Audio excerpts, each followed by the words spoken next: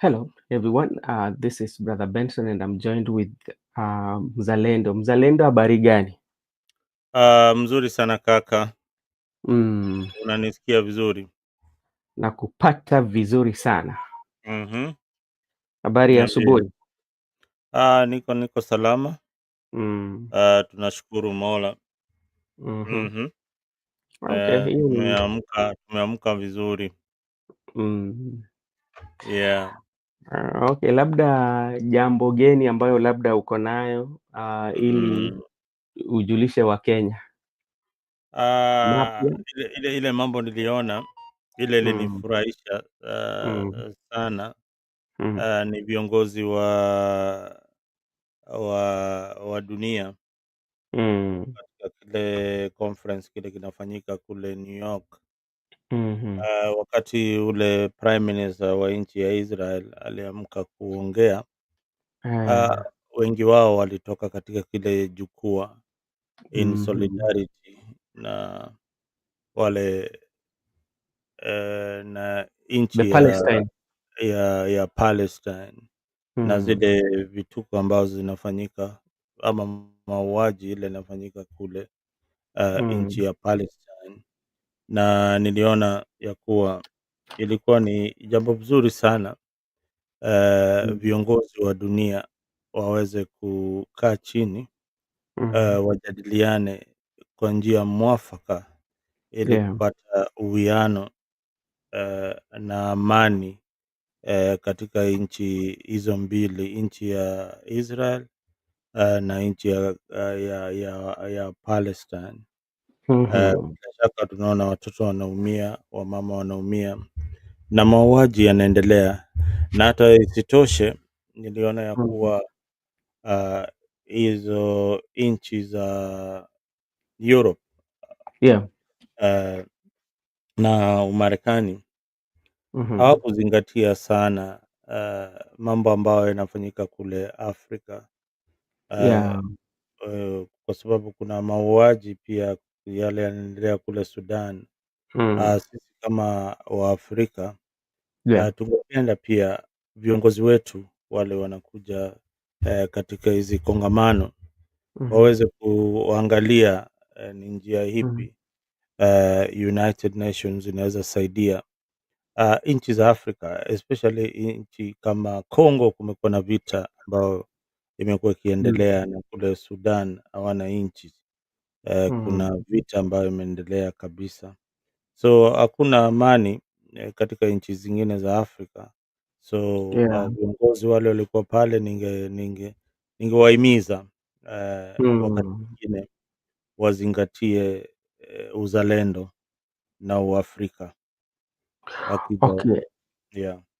Okay. Hata unajua kuna Rais William Ruto pia alipata nafasi kuzungumza, akazungumzia ile kamati ambao wanachama wa UN, akasema kwamba Afrika inafaa ikue kwa hayo, tuseme kwamba ile organ ambayo inafanya maamuzi, Afrika labda wanafaa wakuwe hapo. Hiyo alizungumzia, lakini jambo ambalo labda nataka pia kusikia labda kutoka kwako.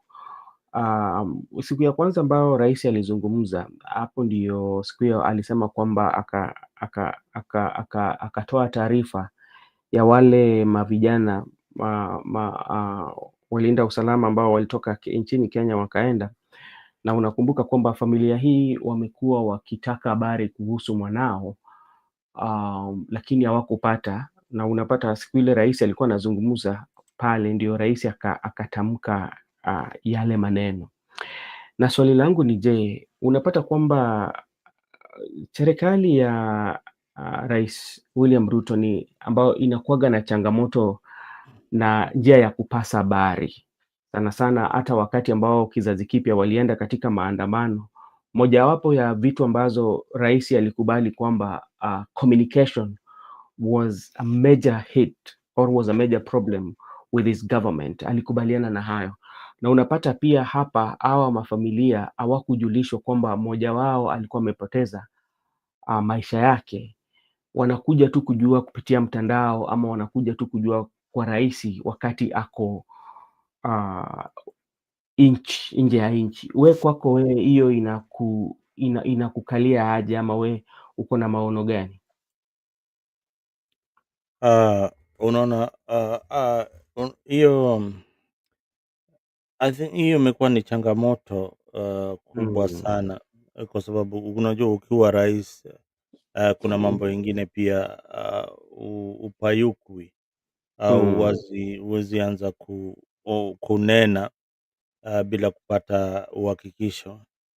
yeah, So kuna mambo ambayo yanaweza kuwa inatendeka kule Haiti, mm, na kwa sababu ni masuala ya usalama, mm, sio vyema kuziweka pale, kuzianika katika jukwaa la wananchi, mm, na kutoa maoni, kwa sababu hizi ni mambo zile very sensitive, kwa mhm, sababu unaona wale masoja wa Kenya bado wako kule katika hiyo mission, yeah, na hawako kule peke yao, wako pia na nchi zingine, kwa sababu mm, hiyo inataka tena mambo ya kidiplomasia. mhm, Ukiangalia mambo ile ambao utatoa na mhm, kuambia wananchi, na hautaki pia kama rais kutia wasiwasi kwa mm, mafamilia ambao bado watu wao wako kule Haiti. mm, So ni mambo lazima aangalie kwa makini kabisa, mm, na isitoshe kuna msemaji wa jeshi ama msemaji wa polisi. mm, Huyo msemaji wa polisi anafanya kazi bure kabisa. Uh, mm, Mara mingi simuoni katika mtandao, simuoni katika matelevisheni kama ule aliyekuwa ule Owino. bueno, Yeah, so kujibu maswali kwa wanahabari, ama kujibu maswali kwa wanasiasa, ama kujibu tetesi yoyote ile, kama hili maswali tunauliza, hiyo inafaa kuwa inajibiwa na msemaji wa polisi, so mm. na sio, wala si rais wa Kenya. Hapo ndio kuna Lakini shida. mzalendo, kuna mimi naamini labda si mtu ambaye ana ujuzi sana sana kwa swala la mambo na ulinzi na mambo kama hayo, lakini mimi naamini labda kuna kuwepo na utaratibu sana sana, kama wale ambao wameenda kupigania ama kuleta amani nchi fulani. Kuna ile taratibu ambapo jambo kama, labda tuseme kwamba jambo kama hilo limetokea, labda mwana ofisa ama jeshi kupoteza maisha yake, kuna ile mkakati ambayo inawekwa ya kujulisha familia kwamba kwa kweli kitu ambacho ipo labda yule tulimpoteza kwa kwa njia fulani, ama hayupo na sisi. So ni kwamba wakati ambapo labda unakuja sasa kueleza nchi kwamba tulipoteza huyu, familia wanakuwa wako na habari, lakini unapata kwamba mafamilia ukisikia habari yao walikuwa nasema hawakukuwa na habari, na hata wakati ambapo hiyo ilikuwa inafanyika walikuwa washaenda kotini kujua ukweli wa mambo iko wapi, ama hiyo taratibu haipo. Wajua, hiyo ndo nilisema hapo awali, kama ungelisikia kwa makini. Mm, Hii mambo ya ulinzi, especially mm, when it comes to security matters, kuna mm, protocol ile mm, inafuatwa. Kama mtu ameaga akiwa kwa combat mhm, duty, in the line of duty, kuna vile eh, familia wanajulishwa. Kuna wanajeshi wengi sana wameuawa katika kule combat, lakini mara mingi unaona vyombo za habari haziangazii hayo mauaji, kwa sababu ya ile protocol, unanielewa? yes, nakupata. So kama platoon ama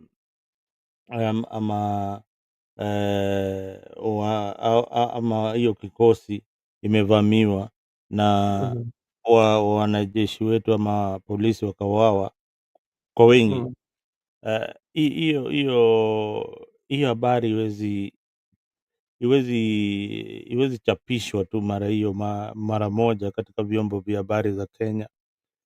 Lazima waangalie ni nani na wadhibitishe ya kuwa ni huyu na huyu ndio wameaga, kwa sababu wakisikia kwa habari na Mhm. wale watu wale pengine wale bado wako hai na wale Mhm. watu wa majamii zao wako kule Kenya, Mhm. itawapatia mshtuko, unanielewa? Inakupata. Ya itawapatia mshtuko na pia hali ya wasiwasi. So Mm. kuangalia hiyo kuzima hiyo hali ya wasiwasi, Mhm. polisi, jeshi wako na sheria Yeah. ya kuambia familia ya kuwa eh, wamepoteza mmoja wao, Yeah. na hiyo ratiba inafuatwa kulingana na kila kikosi, kama ni polisi, kama ni jeshi, Mhm. eh, kuna ile ratiba inafuatwa, na Mm. kama walichelewa kuambia hii familia Mm. ikabidi waende kwa kotini kutafuta usaidizi. Mhm. Bila shaka bado wangerudishwa tu pale kwa Mm. msemaji wa polisi ama kile Mm. kikosi cha polisi kuwapatia habari kamili, but wangejitetea waseme sisi tuna ratiba ile tunafuata, but Mhm. lazima tuzingatie sheria za dunia, na Mm. bado zile kisheria zile zimeandikwa pale na unajua ile ni mkataba kati ya UN na serikali mingi, so Okay. kuna mambo mingi pale ambapo Mhm. zingine pengine inaweza kuwa nadanganya, ama anaweza kuwa na overemphasize, ama anaweza sema kuwa pengine hata yako, but ile inakuambia ni ya juu ile mimi naelewa la ya Mhm. kuwa kuna sheria lazima ifuatwe, na pia kuna vile lazima familia wapate habari, na si ati jamaa anakuja tu anawapigia simu bwana Ben ameangushwa hapa, dakika 10 zimepita, we ni bibi yake? Bas pole, ameaga. Hapana, kuna sheria wanafuata kujilisha familia na Mhm. kuwa prepare, yani psychologically, watoto nani, unaona, mama nini, Mm. kabla wapatie habari kama hiyo. Yes. Yeah. Yeah. Okay, asante sana Mzalendo kwa hayo, lakini kuna wale ambao pia wanaona kwamba kwanza rais hakufanya vyema kwa Mhm. sababu familia hii wanakuja kutambua hayo maneno wakati rais anazungumza katika jukwaa la kimataifa. Lakini pia venye umesema kwamba kuna labda mkakati ambao labda rais mwenyewe alikuwa amefuata kanuni na sheria ambao zinampatia mamlaka ya kufanya hivyo, lakini sisi tuwezi sema kwamba hatuna ujuzi mkubwa sana kwa hayo maneno. Labda alikuwa sahihi, na pia unajua, kwa sababu watu wanazungumza wenye hawana habari, labda wanaweza mkosoa. Joseph, how are you doing? Good morning. Good morning. Everything seems okay or no?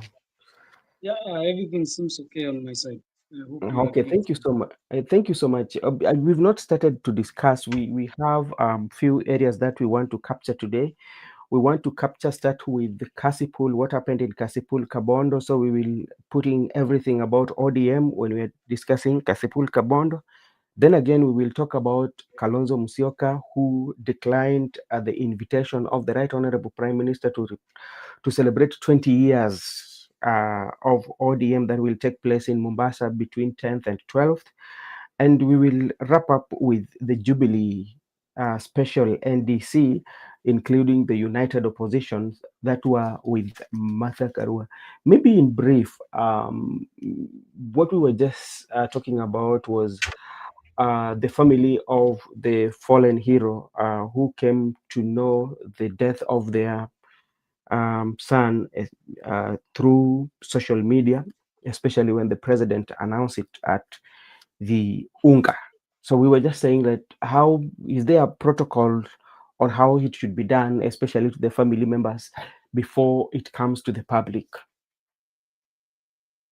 Thank you, Brother Benson. I think it's very unfortunate that the family had to learn this from social media.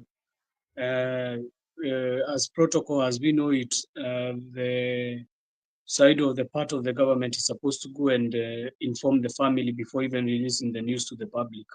So Yeah. it's very unfortunate that the family had to learn about the demise of their king through social media. And let me take this opportunity to say my condolences to the fallen hero, because he has lost his life when in battle. But also to emphasize on why we should be knowing what we are going to be getting into, because we got into the Haiti war, and the problem is, as Kenyans, we are is like we are the only country who was emphasized in that war, because if you look at they had said they are going to send a certain amount, certain number of policemen that were Mhm. supposed to go to that Haiti mission, but it looks like it's only Kenya who is like only Kenya who is really into this one, because if you look at all the countries that had suggested they are going to take their people, I Mhm. think only one country I think only one country took its police force to Haiti, and Mhm. all the rest were they were left for Kenya to take them. So I Yeah. think it's very also very unfortunate. And as you had, one thing I agree with the president is one thing: UN has just become a shadow of a body which is not helping the world, as Mhm. it was supposed to be destined to be helping people or be helping places where there is conflict, but I have not seen them doing anything about that. They have never done anything about the wars that are happening. There is nothing. They don't even the problem, even they don't even have a fund of their own. You know, UN is, that's why I always come and say UN is just like a toothless body which cannot Mhm. be able to bite. So that it's very unfortunate that people are going to die, because if we go by what the government of Kenya was saying, that they were given even old trucks and they were not Yes. working, they broke down in the middle of the road, it means it is very unfortunate. It is very, very unfortunate, because when Kenyan peace missioners, they go there to keep peace, they don't go there on behalf of only Kenya. They go there in behalf of the whole of the world to keep peace in Mhm. Haiti. So it's very unfortunate for that, and I want to say sorry to the family. But Okay. tell the same government and the UN and all who are involved, the stakeholders, they need to know how they are going to work on this one, because it is not working very well. Okay. Thank you so much. That was just by the way, we were just wanted to get the view, because like the um, people are giving different views, especially concerning that. So we also thought that it is wise for us also to give our views. No, so gentlemen, there are quite a number of things that we want to discuss today. First of all, we start with ODM, and we will start with a function that took place in Kisii, especially at 20, and today they were in Kisii. We will also talk about Kasipul Kabondo, what happened during the nomination, the violence that was witnessed in that area. That is something that also we can maybe give our summary on. Then we will also talk about Kalonzo Musyoka declining the invite of the Right Honorable Prime Minister Raila Odinga. What implications does it have, or what benefit would Kalonzo get if he goes? So those are something that we are going to look at, and we will wind it up with Uhuru Kenyatta, the return of Jubilee under the leadership of Uhuru Kenyatta, because like yesterday he had a special neck uh, uh, meeting that was very special, you know, and people thought that Matiang'i would speak, but he did not speak. It became like Uhuru's day. So those are the areas that we are going to tackle. Then we can go and relax and come back uh, in the evening. So to start with you, Mr. Joseph, I hope and I believe you might have had an opportunity to interact with what happened in Kisii. But just to give you preview, the elected leaders from ODM were not present, especially from that area, apart from Governor Simbarati and nominated MP Rani Moyaka, especially from the ODM. Those are the only people who were there. Apart, especially we are looking at the leadership, the representative from there. Onyonka was missing in action. Kibagendi, the good county of Nyamira, Okongo Mogeni was missing in action, and the elective, the members of parliament who were around there, the majority of them were coming from the Luo Nyanza, those were the ones who were there. So to start with you, how can you paint that picture for us, especially when the representative are not there? Thank you for that question. I want to take this opportunity to celebrate ODM at 20, because clearly in Kenya, being a party that has been dominating in 20 years, having had almost 100 members of parliament in the National Assembly and in the Senate, it's not an easy thing. It's a Mhm. milestone.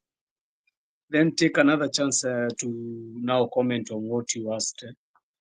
It is in Kisii. I came here the other last weekend and told you that in Kisii, what is happening is unprecedented. And I also came here and told you that there is a war that was brewing between the people who are supporting the broad-based government and the team that is supporting Matiang'i. And you could clearly see that yesterday when you did not see these leaders who came out, the likes of the senator of Kisii was not there, and the senator of Nyamira was not there also, and you see certain MPs were also not there. Mhm. I don't clearly know if also Salvana Sosoro I think was not there. So uh, Is a Kenya Kwanza? yeah, but you know he's a free affiliate of the broad based. I was Okay. expecting him to be there to be Mm. supporting that, but uh, it is very unfortunate that the leaders who were elected by ODM in Kisii were not present. Most of them, let us not say they were not, because the governor was there, but most of Mm. them were not there. Yeah.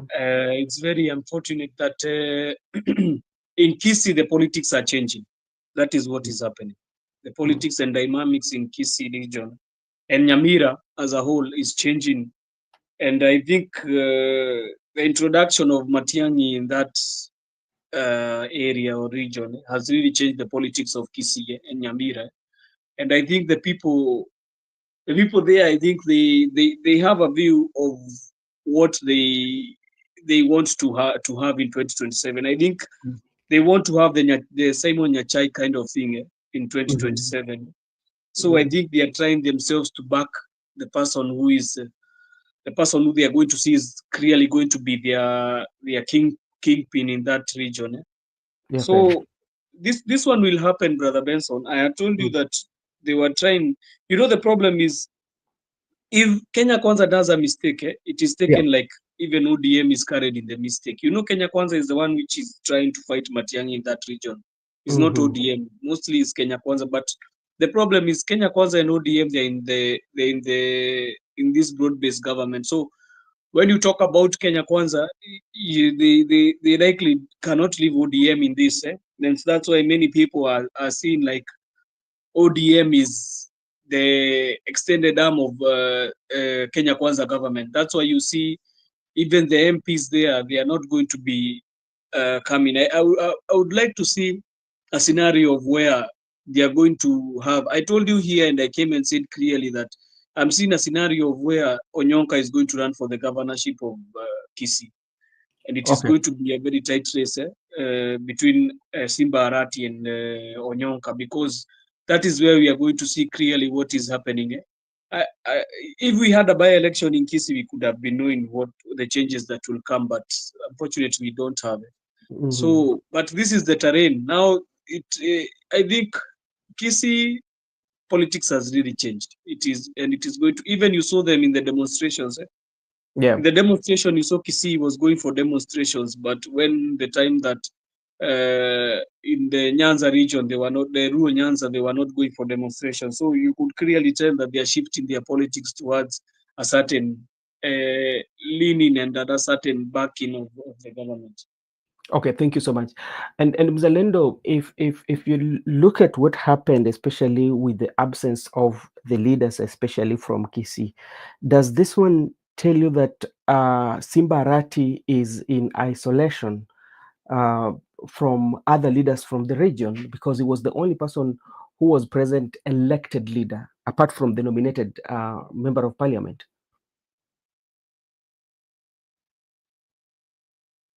Unmute, Mr. Mzalendo. Simbarat is a member of ODM and Mhm, is the deputy party leader in ODM, mhm, one of the officials in ODM, mhm. and is the governor for Kisii. I remember Simbarat has been in ODM. I think it was his first political party Mhm. uh, when he became a member of parliament for where is it Dagoretti Where Beatrice Elachi is at right now. Dagoretti South, no Yeah. Dagoretti North, Dagoretti South, I think. Mm. So Simba has been there for ODM for the longest time. Now, being an official of ODM, and they've been having these celebrations in uh, in, um, in their strongholds. Yeah. Uh, they are going to Kisii. I don't know. They'll be going to other parts of other parts of the country. I think Kakamega is also there. So they're going to celebrate in most of the strongholds, but the 10th celebrations will be held in Mombasa. Mhm. Now, what happened yesterday is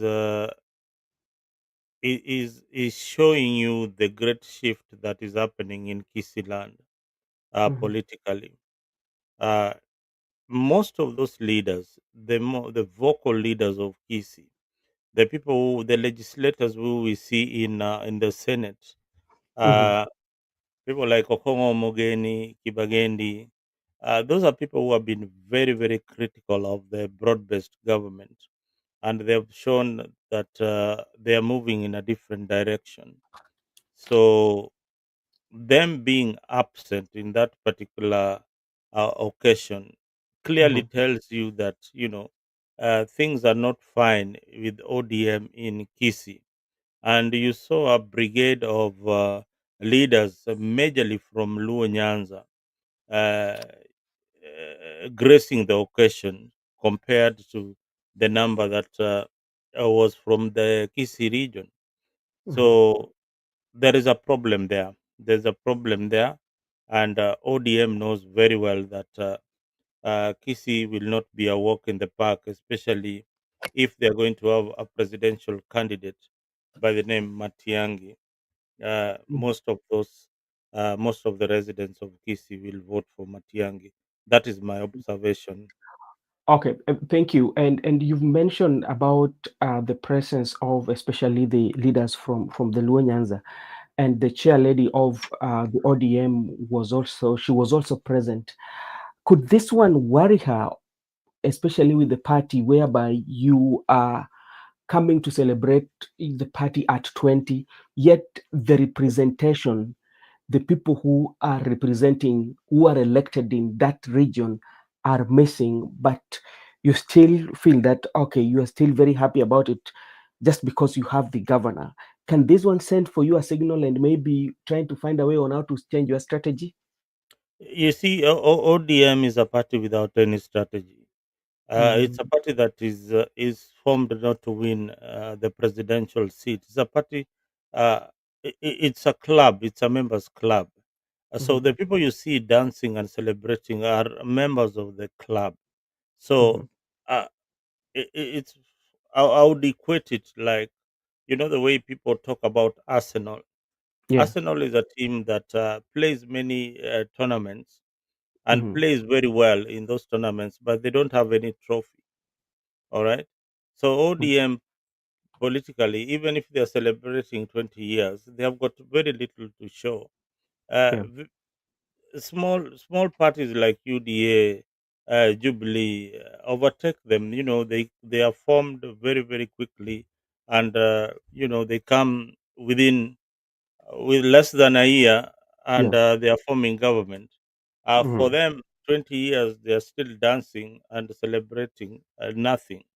In Okay. terms of democracy, we have also seen that this party is not very democratic. If you look at the kind of elections and nominations that it normally conducts, so Mm. they have got a lot to do in terms of internal democracy within the party. If Mhm. they have achieved a lot, then we would not be seeing people butchering each other when it comes to their party nominations. So Okay. they have no clear visions for the country. They have no clear direction of what they want to do. They are celebrating 20 years since its inception. But look here, they are supporting the broad-based government. It's clearly that they are clueless. They have no idea that How many. how Hmm? how can you say they are clueless, but supporting the broad-based government, they are Uh, saying they stabilize the country? you live in a first world country.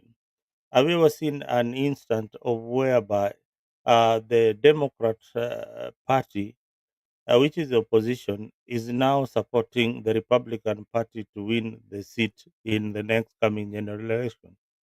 How? Where have you ever had such a thing? So for them even to join government, that was that was so unconstitutional. That is so unaccepted. They would have joined government on certain policies that they support. If they're the majority, there are things that are brought in government, in parliament, that they could Mm. support. But joining government and being part of the government and saying that, our manifestos are the same, and this is somebody who you were competing the other day, it, Mm. it takes us back to the 80s, where we were really struggling to repeal section 2A to allow multi-party democracy. To come. Why did we even have multi-party democracy if all of us can be in government? So why Yeah. can't we all join government then? Why can't we all join government and go back to where we were? So Okay. it's an insult. It's an insult Mhm. to its supporters, and they don't care. That is the Mhm. sad part of it. They don't really care about it. So long as they are in government, so long as they will be part of government in 2027, Yeah. it's not good. And again, this is also not good for the ruling party, for William Ruto. I mean, William Ruto campaigned and said that he needed a strong opposition. He needed a strong opposition to check his government. Yeah. But here he is killing all the opposition and bringing them into government. And the opposition leaders are comfortable. Okay. Yet they are on both sides. They're saying, oh, we are going to have a candidate in 2027. And on the other side, they're saying, oh, we are going to see what will happen. We are still looking at and see what will happen in 2020. So we Mm. might have a candidate. They are not giving any direction to their supporters. Tell me, Ben, sincerely, what kind of direction are they are giving mixed signals. They Mara, they are going to have a candidate. Mara, a few of them are not supporting the broad-based government, and again, there are others who are supporting the broad-based government. Their political leader today he wakes up and says that we have got all those 10 pointers that were given. Do you remember that bogus commission that was formed between William Ruto and Raila Odinga, where it had this guy, this blogger called Ogunda? What was his name? Bernard Agunda or Bernard Agunda or something. No, you're talking of Oguda. Oguda. Yeah. Yeah, Oguda. Yeah, that commission that was headed by I think it was one of the Is it guys. committee or a commission? Is a committee. It was a committee, yeah, whatever Yeah. it is. It was a committee. What was it going to look for at? They are going to see on how the implementation of the 10-point agenda between the that was signed between the UDA and ODM. Oh, that was signed between the UDA and ODM. Yeah, the Uh, 10-point agenda. oh, so they are still looking at it up to now. Yeah, the report should be there by around 2026, as per the timeline, the time frame. I am telling you, I think it is so easy to control the minds of the people who are hungry. They don't have anything in the stomach. You don't use Actually, your brain. is being Hmm? chaired by, is it Dr. Agnes Zani? She's the head Agnes of, Zani, it's being chaired by ODM members. Yeah, yeah, Agnes Zani. I think that was one of the most bogus things. I am telling you, if you look at things critically, those are Mm, some of the things that we don't even need to have time to talk about. okay. If Yeah, those are. I mean, it is sad. It's very very Mm. sad. Mm. Okay, thank you so much, Mr. Mzalenda. I'll get back to you.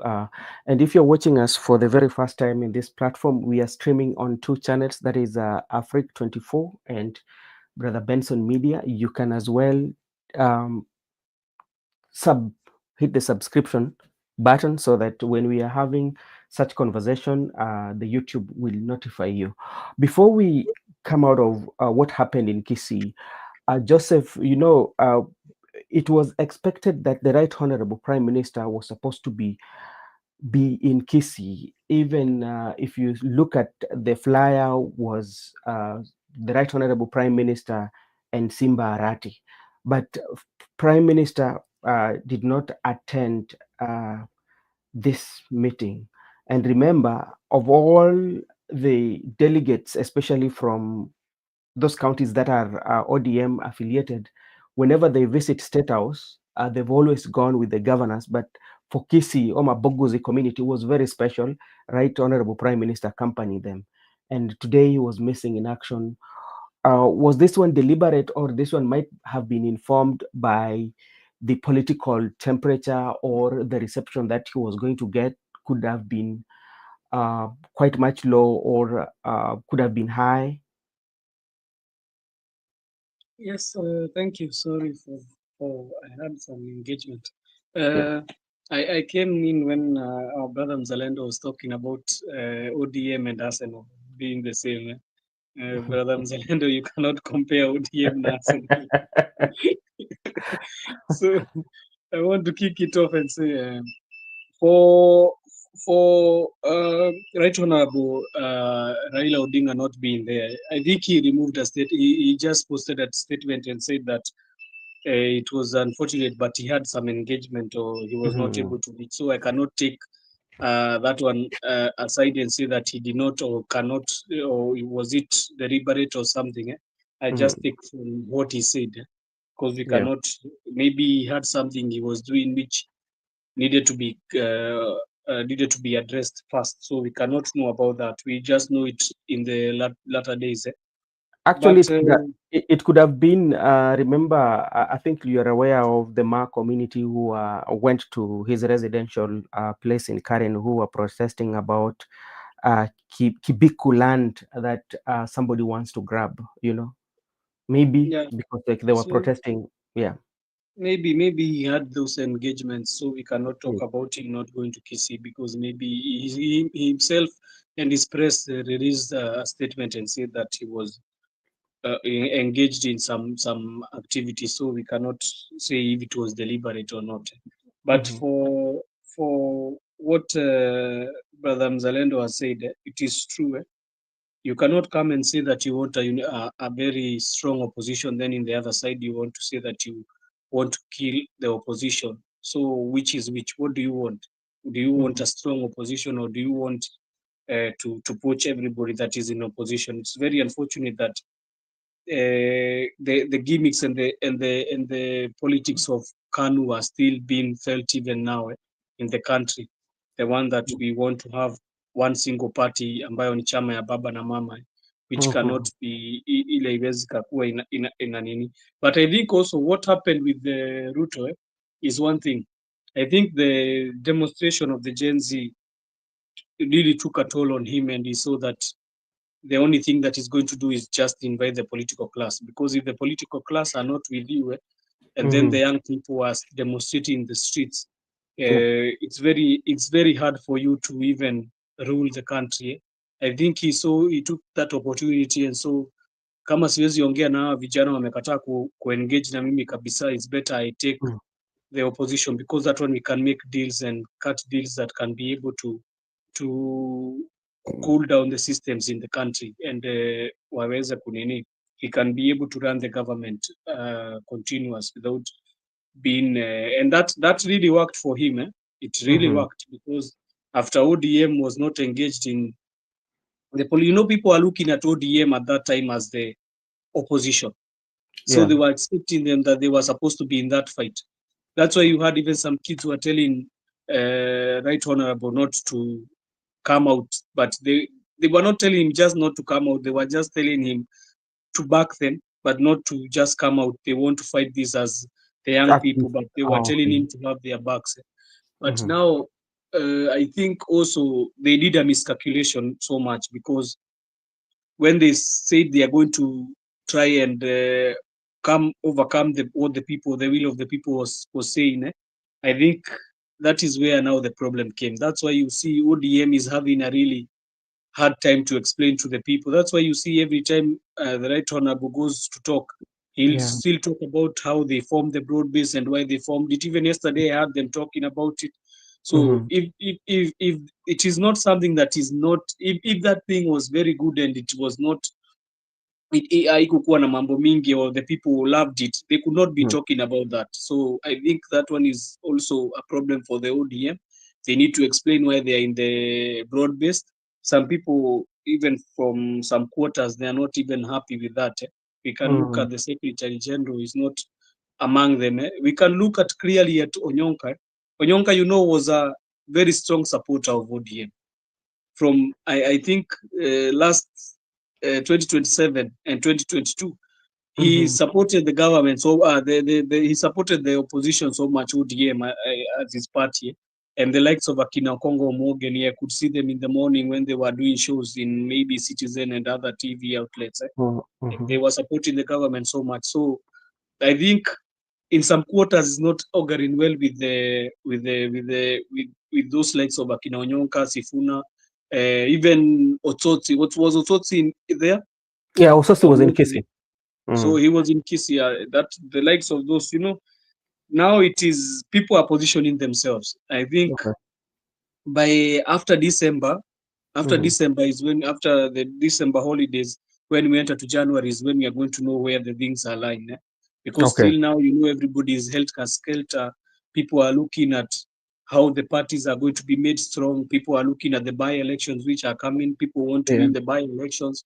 Some parties want to win the by-election, but after December holidays, because December mostly there is not too much politics around. First, when we start from the politics is played only in the Jamhuri Day celebrations, but after the 15th, I think everything cools down because people are in the holiday season mood.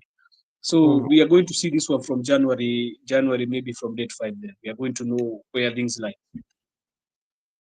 Okay. Okay. Thank you so much, Joseph, about that. Maybe Mzalendo, if you can weigh your thoughts, especially on the absence of the Right Honorable Prime Minister, because he was supposed to be attending, as Joseph said, he had communicated, but in politics,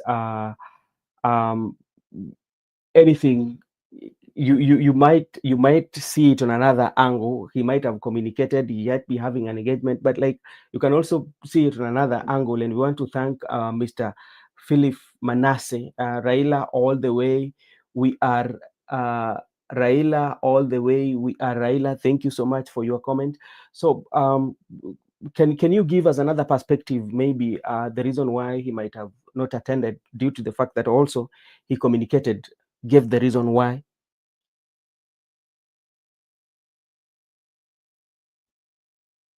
Unmute, brother. Kisii, there's a supremacy battle happening in Kisii, and Mm, the supremacy battle is between William Ruto and Matiang'i. That is the mm, war that is happening in Kisii. It's not even about ODM, because Simba Arati is leaning towards Ruto's side. I remember a few months ago we had a fight between is it Kibagendi and and Nyakundi. Anthony somebody, is it South Is it? Kikutu? I don't know whether it's Anthony. I don't know whether it's Nyakundi. It is. Yeah, Yeah. Japheth. Yeah, Nyakundi. Somebody and Japheth Mm, Nyakundi. They came to blows because one is supporting William Ruto and the other one is supporting uh, one of their own. So Kisi is very very hot politically, mm, and Baba missing there, it sends mixed signal. mm, Remember the last time he was in Kisi was a bit of an embarrassment when he mm. went to Gusii Stadium. And the way I look at Baba nowadays, I don't know whether I'm being just too curious, but I don't see him quite active the way he used to be. Maybe old age has caught up with him, but I don't find him like the Baba I used to know. I don't think he's in very good shape at the Mm. moment, and he cannot attend all these functions that are being held by ODM. Maybe he will selectively choose the one he wants to go. Maybe the Yeah. one for Mombasa, he No, can go. the, This man the one is, for Mombasa I cannot miss out. That one he cannot yeah. miss out. Look at his age. He's also aging. Yeah, so he's no longer going to be the same Baba that we used to know.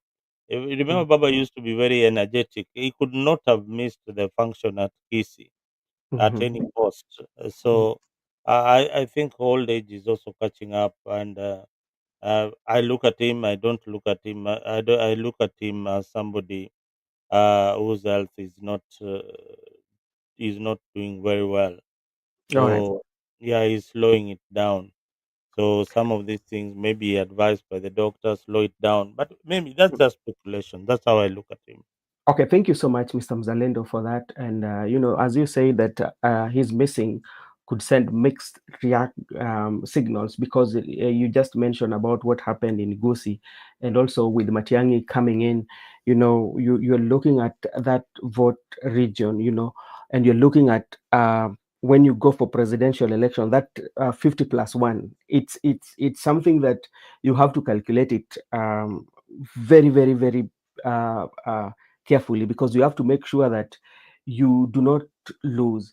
But like from the look of things, even if you look at what even the polls that came out with Tifa recently, it shows how in terms of popularity or the ODM has really, really, really gone down, and UDA talk about of the broad-based government, that so many people say that the broad-based government was only benefiting only the politicians, that according to the Tifa poll. So Kisi is that area that I think they will have to strategize well, because like even remember it was just recently one of the members of parliament who went there for empowerment. There was chaos that erupted over there, and the resident over there had to kind of like it was that msukumo na akaenda kwa gari yake. So that was that in Kisii. But maybe just to mention, maybe your view on what happened on the nomination of ODM, especially Kabondo Kasipul, where we witnessed some kind of like violence. Mr. Joseph, is ODM are not learning from their past mistakes? I think what you came and told us about Kasipul is the real thing that is happening. In Homa Bay, the politics is very toxic. You came and told me that the other day, and you told me even it is going to be even war. Remember, you telling me that even it comes to war. So I think there is nothing short of what we saw. it is going to be having. Also that is just party nominations. We have not gone for the real by-elections. That those ones were Mhm. just a mere. They were just a mere nominations. Imagine now when we are going to full campaign mode. When you lose a nomination ticket, you can still go for a candidacy of the independent, or you find another party. Mhm. So I'm telling you, when we go for this this by-elections, I think it's going to be very tough. It's going to be a very tough battle, and it's going even to be a war zone, as Yeah. you told me here. So I take it as true because they are so much than me. So I can take it from you that this is going to be a big battle in Kasipul. But we are going to see. But I think ODM has an upper hand in Kasipul. That's why Yeah. even you No. saw Mhm. where won the by-election. He won it because he won it with 12,000 votes. Yeah. It Those was are a bigger that's a lot margin. of votes. It was a it was a bigger margin that to me I did not expect, especially for a by-election, for somebody to get 18,000. Yes, and it truly can tell you maybe also when you look at the by-election, you can clearly tell. When you look at the nominations, you can clearly tell about the by-elections. Now, what Mm. happens is those people who are fighting for the party nominations. What if they support this guy? That is the problem that comes in. But now Mm. you cannot tell with the numbers they have that they can really clearly support this guy. All of them, the second runners up. So I Okay. don't know, but I think ODM in Kasipul is taking it. That I know that. That one is for a fact. I know ODM will take that. Okay. They cannot let it lying down. Even them, they cannot let to be defeated in that region, in Homa Bay. Okay, thank you so much. Mzalendo, as somebody who is coming from Homa Bay, we saw what happened about the violence that took place, especially the opponents, the vehicles. We saw those on the social media uh, of what is happening. And when you look at the Kasipul and the history that they have, especially concerning the violence, going forward, are we convinced that it is going to be um, normal, or it's going even to be more dangerous than this one? As I've always said, and as somebody who has participated in this process Mhm. for some time now, uh, ODM has never got the nominations right, and I can tell you clearly that that election was rigged. It was never won by Boyd Were. It was clearly rigged, Mhm. uh, and it had a lot of violence, and at some point we had even school going children, school going girls voting in a school. How sure are So you? I saw the video, because I saw the video, but I wanted to. I was asking if we can get the person who took that video, even to go to that school and ask the head teacher. Then that one could have given us whether this one was true or it was just a propaganda machine. For the school that In that Homa was Bay, there was a video that was going around on social media, especially for young kids. I mean, like students from high school. Was it a high school? They were I'll voting. play this video. Maybe it's this one. Let me You see. have this video here. Let me see. Let me let me see whether it's the one. Just check whether it is the one. Just play it. Play it.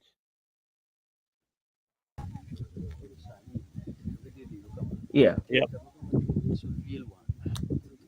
You see, Yung election paper to give it in bed mos chikichandi. you can hear from the background that Yeah. these are We jogo voting. go kora. Nick in ling.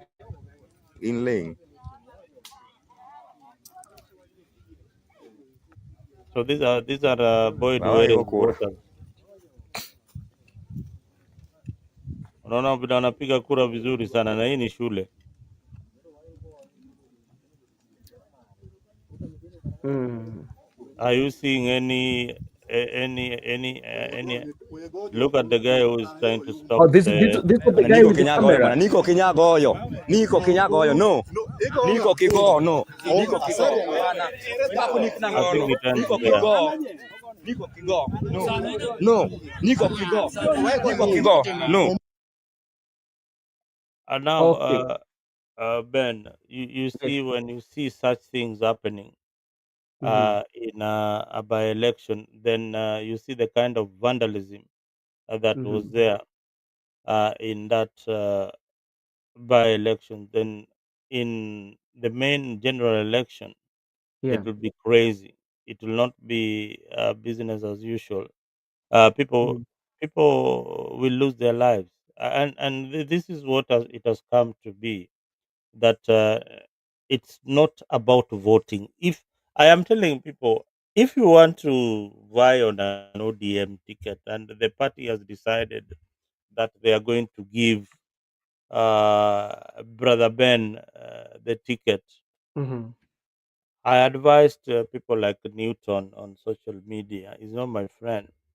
Don't waste your money to go for a process that you know very well that the chair lady of the party as a candidate, the party leader as a candidate. Oh, they have decided that this is the boy that we are going. Even before the father was laid to rest, the day the dad was laid to rest, the next day they were campaigning for Boyd Were. They never stopped campaigning until Mm-hmm. now, the by-election. Why do and Aroko heed to the advice. You know, some of these guys, they think that ODM will sympathize with them. You know, sometimes as an aspirant, you think like ODM will remember you one day that you participated in the process and you are loyal to the party. I mean, there are so many other leaders who are like you. Yeah, Mm-hmm. and ODM will not remember you. Now look at Newton. What did he lose? He lost his cars. Mm-hmm. His hospital was vandalized. Uh, and the votes, they made sure that the votes even Boyd Were got. Yeah. Even if they combine every other aspirant, wale kutoka number 2 mpaka Mm-hmm. number misho, if they were given and then multiplied by 4, all the votes. Listen, all Mm-hmm. this is how they steal the elections. They make sure that the winner gets triple or 4 times more than everybody else. So the closest number 2, we got how many? 3,000 votes. Mm-hmm. So I got 3,000 votes. The rest were under 1,000. Everybody else was under 1,000. Yeah. So you add them all together, they were coming to around maybe 5,000 votes. 5,000 votes. 5,000 times something. If you times 5 times 3 is 15,000. So now just to be on the on just a normal just speaking normally, if it is it is true that the picture that we saw, especially of those students voting, at the end of the day, what value does it have? It has no value. These elections have got no. Let me tell you what has happened in. This is what is happening, and people need, especially in Nyanza and Homa Bay, where I come from. Elections is a battleground. Nomination is a battleground. There Mm. are no elections that are held there. Ule inaitwa mwenye nguvu ni Mpishe. mpishe. Mm. Unanielewa? So Nakuelewa ukitaka kaka. kwenda kule Migori, unaona kule Migori Ochila yako wanakatana na ule mwingine Atandi. Si unaona wanapigana ama ni nini hiyo No, unaona? no. Umeleta hiyo na Mark Nyamita juzi tu. um, nilikuwa nimepata habari, na habari ambayo nilipata, actually somebody called me from I said, like, what is happening is that, like, there's how they collect their revenue through those tolls. They put them, the ropes they put on those, Yeah, those yeah, they are called cess. Ni pesa inaitwa cess, sijui ni cess hapa ni nini. yeah. So I don't know what is happening in Uriri. I don't know, like No, the in the constituency for Atandi, they have decided no, that not they are not going. Atandi. There's Mark For Nyamita. Atandi is Mark coming all the way Nyamita, they from, have decided they are yeah. not going to pay the revenue to the county government, that constituency. But now, when it comes to the general election, this is what will happen. Mm. Watu watapigwa yani, unaona you see the way governments are toppled in uh, in West Africa. Mm-hmm. Yeah, they are toppled through guns and all that, nini ndio serikali unafanyiwa kuu, si ndio? Now elections za Kenya, especially za Luo Nyanza, hii pesa ni tamu sana. Hii pesa ya wabunge ni tamu, na governor hakuna mtu atakuachia, Mm. na kukuachia ni kufa na kupona, unanielewa? Mm-hmm. Unaweza wawa, unaweza fanya so I am telling you, it is a military, it is a guerrilla kind of war, but Mm-hmm. disguising itself as an election. So ule mtu ako na goons ya kutosha, kama hii Mm-hmm. ingine ya Kasipul. Mm-hmm. eh, Unajua Homa Bay County iko na goons wake, wale wako kwa payroll, wakikuletea in your constituency na kuambia uwezi pata hiyo kiti, hata ufanye namna gani. Okay. Then And then, again ukae yeah. ukijua IBC, unajua Mm-hmm. hii ndio kitu watu wale wananisikiza wasikie, kama unasimama hizi viti. This is a very important point. IBC officials in all the constituencies in Kenya, they have Mm-hmm. got they have got offices that run. Yeah. Forget about the clerks that are employed during the elections. They have Mm-hmm. got permanent offices that run, and those Yeah. people are paid salary. Mm-hmm. They wait for the election, lakini wako na salary, wanalipwa. Mm-hmm. Ukae ukijua they interact with the member of parliament on a daily basis Basis. Mm. in your locality. We imagine IBC official wana interact every other day with the locals and the member of parliament. They are Mm-hmm. on a payroll every other month. I can assure you that they are permanently taken care of. Wewe ukitaka Mm-hmm. kukuja kugombea kiti, kama wewe unagombea kiti, kama nyinyi tuko sisi watatu hapa, Mm-hmm. what you need to discuss, because there is a time when officials wa IBC wanakuja, ule presiding officer, you Mm-hmm. tell them this is what we want. We want officials from Nyeri wakuja wasimamie uchaguzi. Hapo unaweza ponea kidogo Mm. kidogo.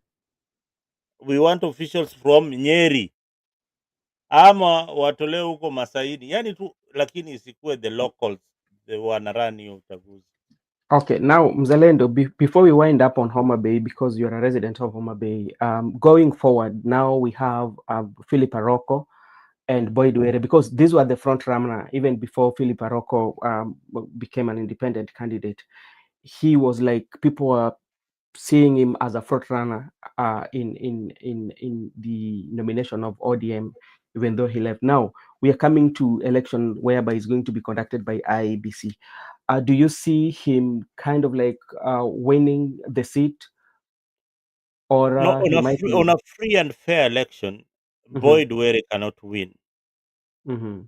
But the elections are just, that's what I was trying to explain to you. Mm-hmm. The elections are going to be mad with a lot of violence. Yeah, So okay. this is how Aroko, because it's between Aroko and Boyd Were. Boyd Were. Mm-hmm. There will be no election in Kasipul Kabondo. Just make sure that you have goons, enough goons, in Kasipul Kabondo. There will be no election. Enough Okay. goons. And even and the worst thing that will happen is that even even if Aroko wins that seat, Mhm, for if by any chance ati akue ati declared ati ameshinda, mhm. ameshinda, bado ataambiwa yeye ako banned juu ya ile violence alileta hapo huko Kasipul. But the safest way,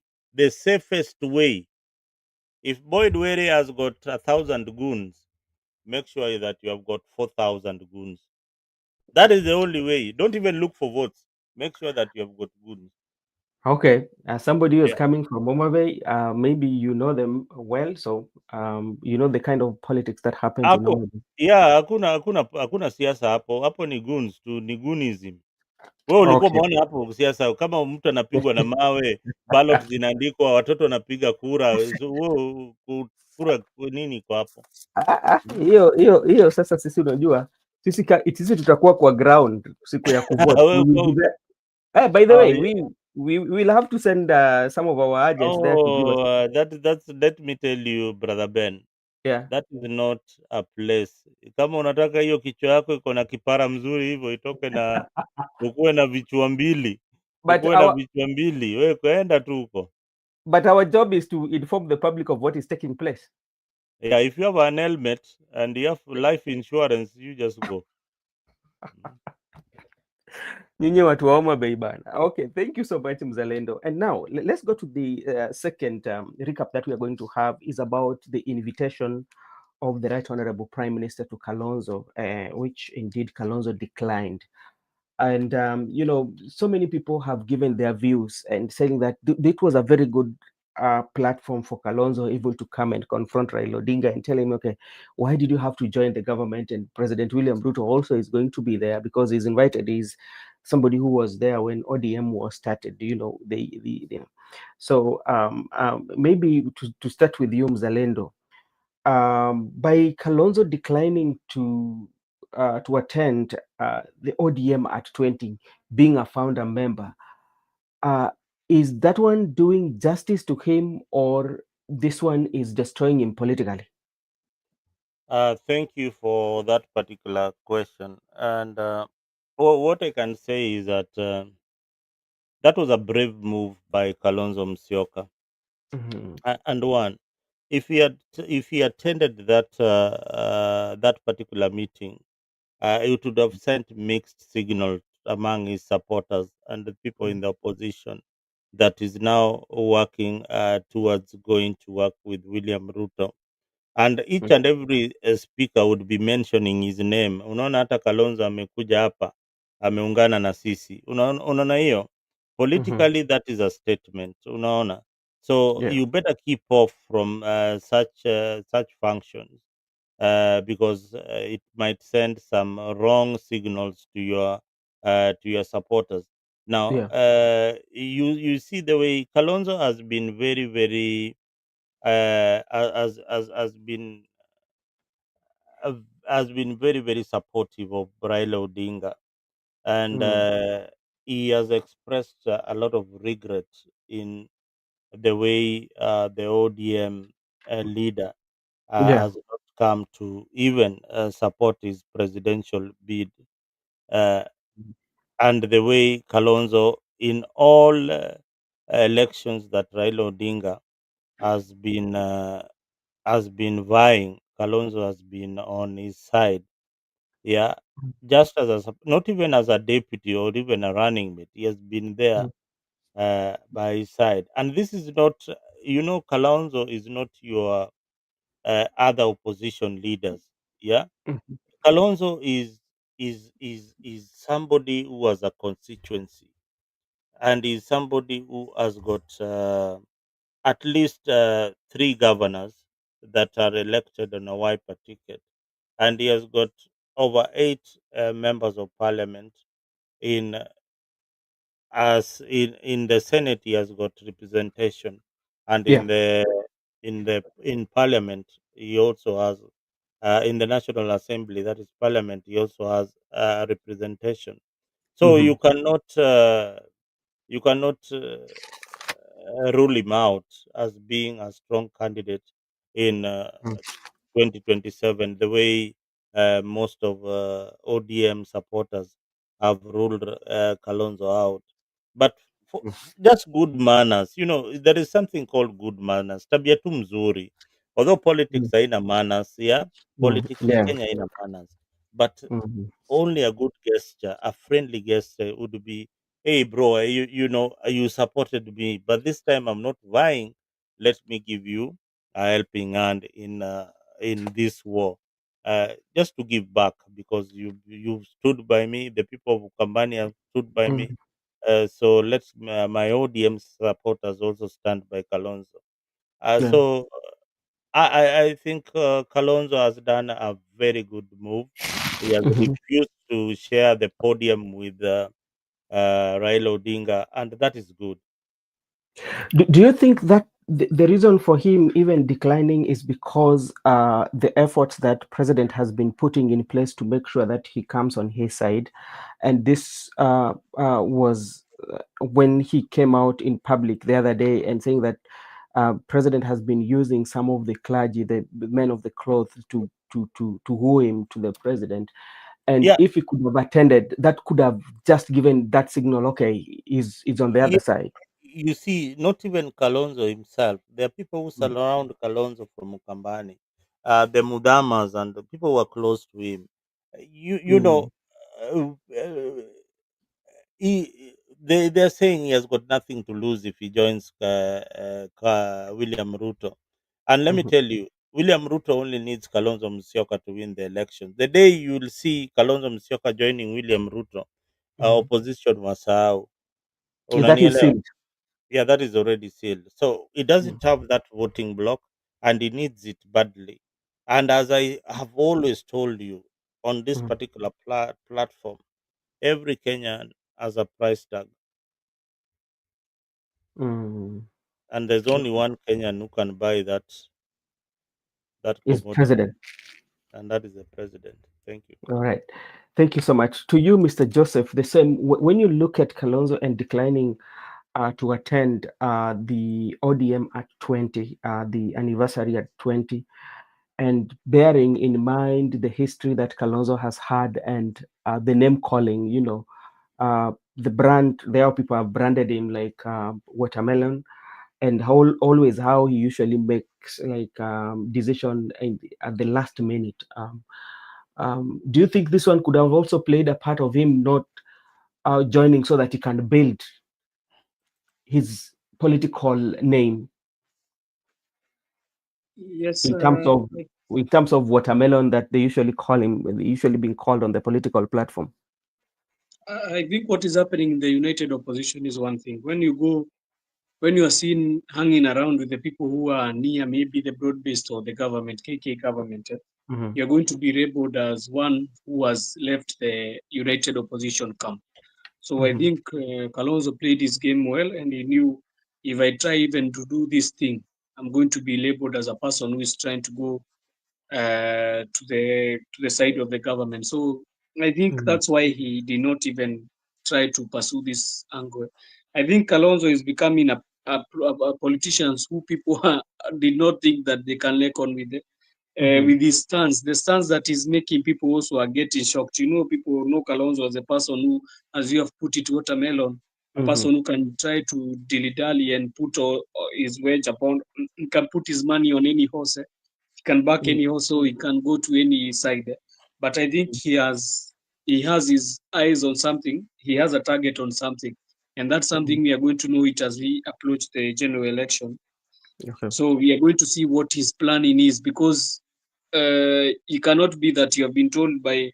I think Mzalando has said only the every politician has a price tag, but the only person who can buy them is only the president. But I want to differ also, because we have one other person who can be able to buy these politicians, and you know him.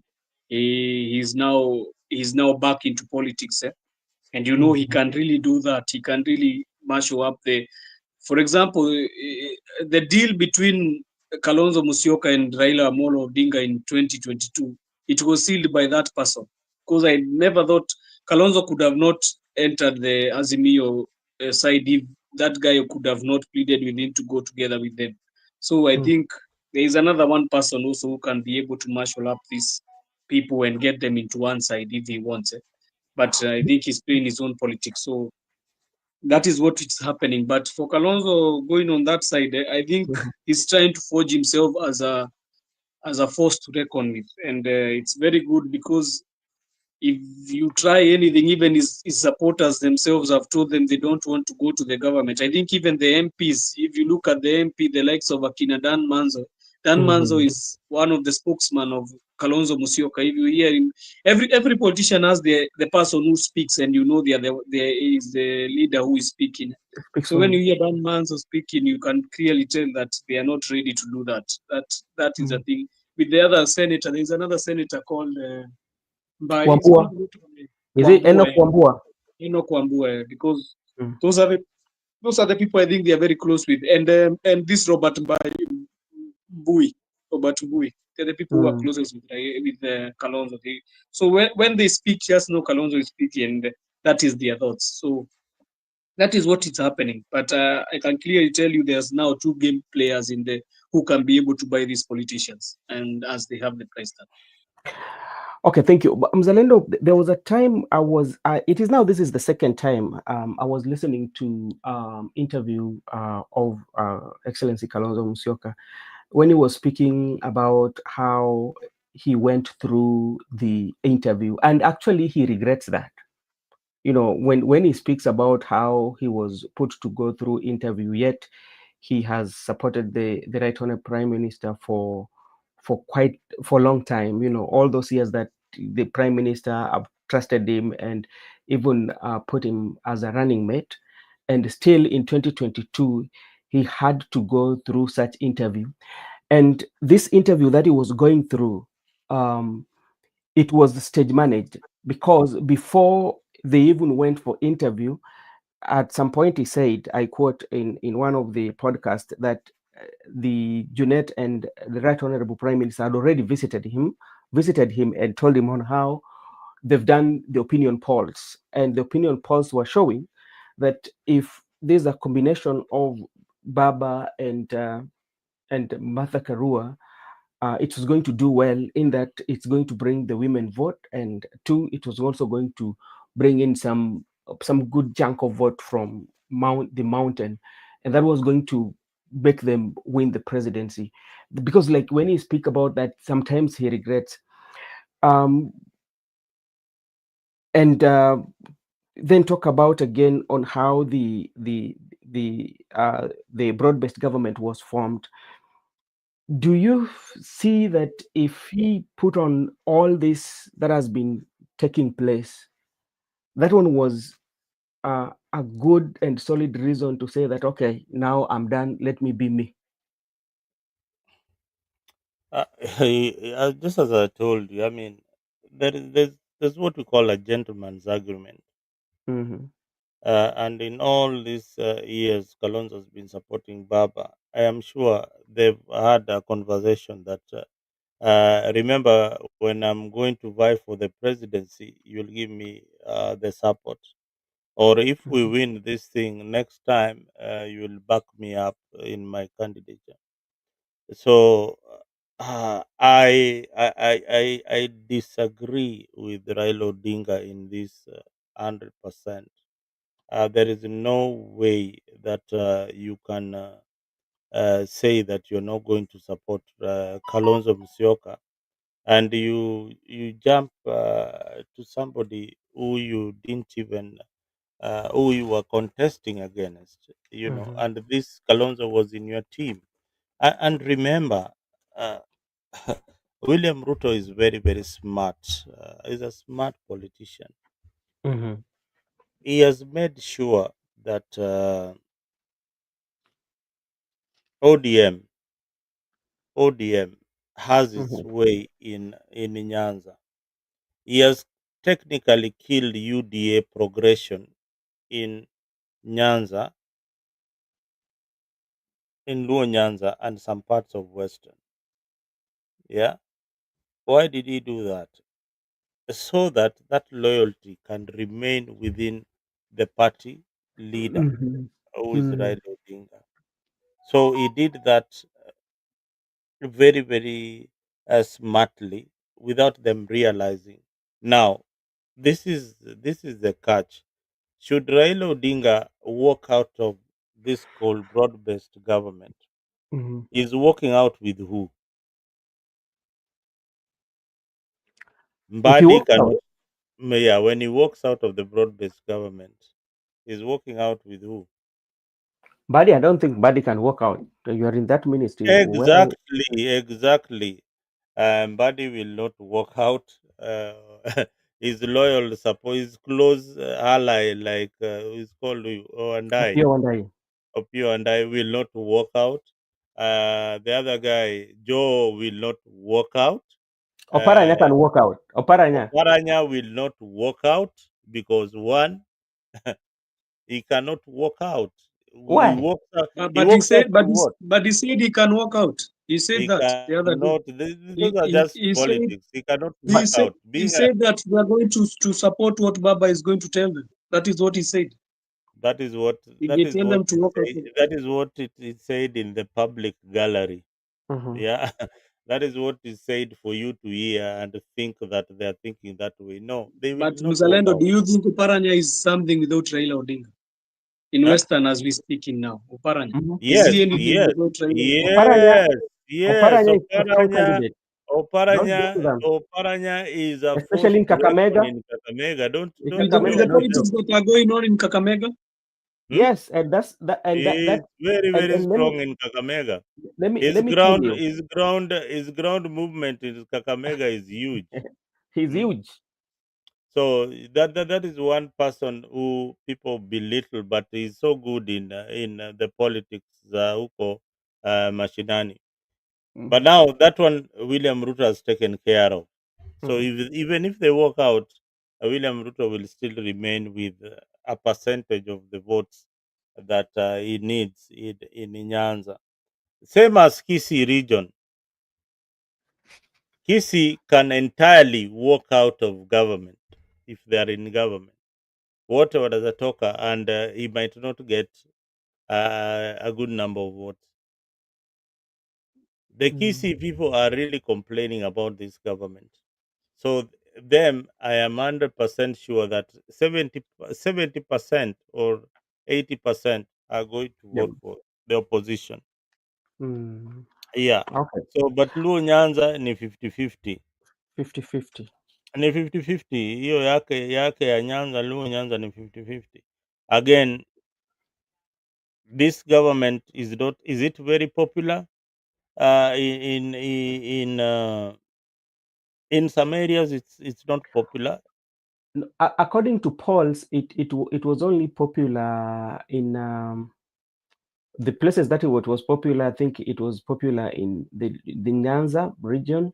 Then it was also popular in Rift yes, Valley, Rift Valley, yes, and maybe not where. I think Northeastern and somewhere. northeastern, and a part of northeastern. Yeah, so those are the only places that it's so Yeah, popular. they have a lot of work to do. As much as Ruto knows that he has a lot of work to do. Politics in Kenya is very interesting, and it has changed with time. But now the person who is now helping William Ruto again in his politics is Uhuru Kenyatta.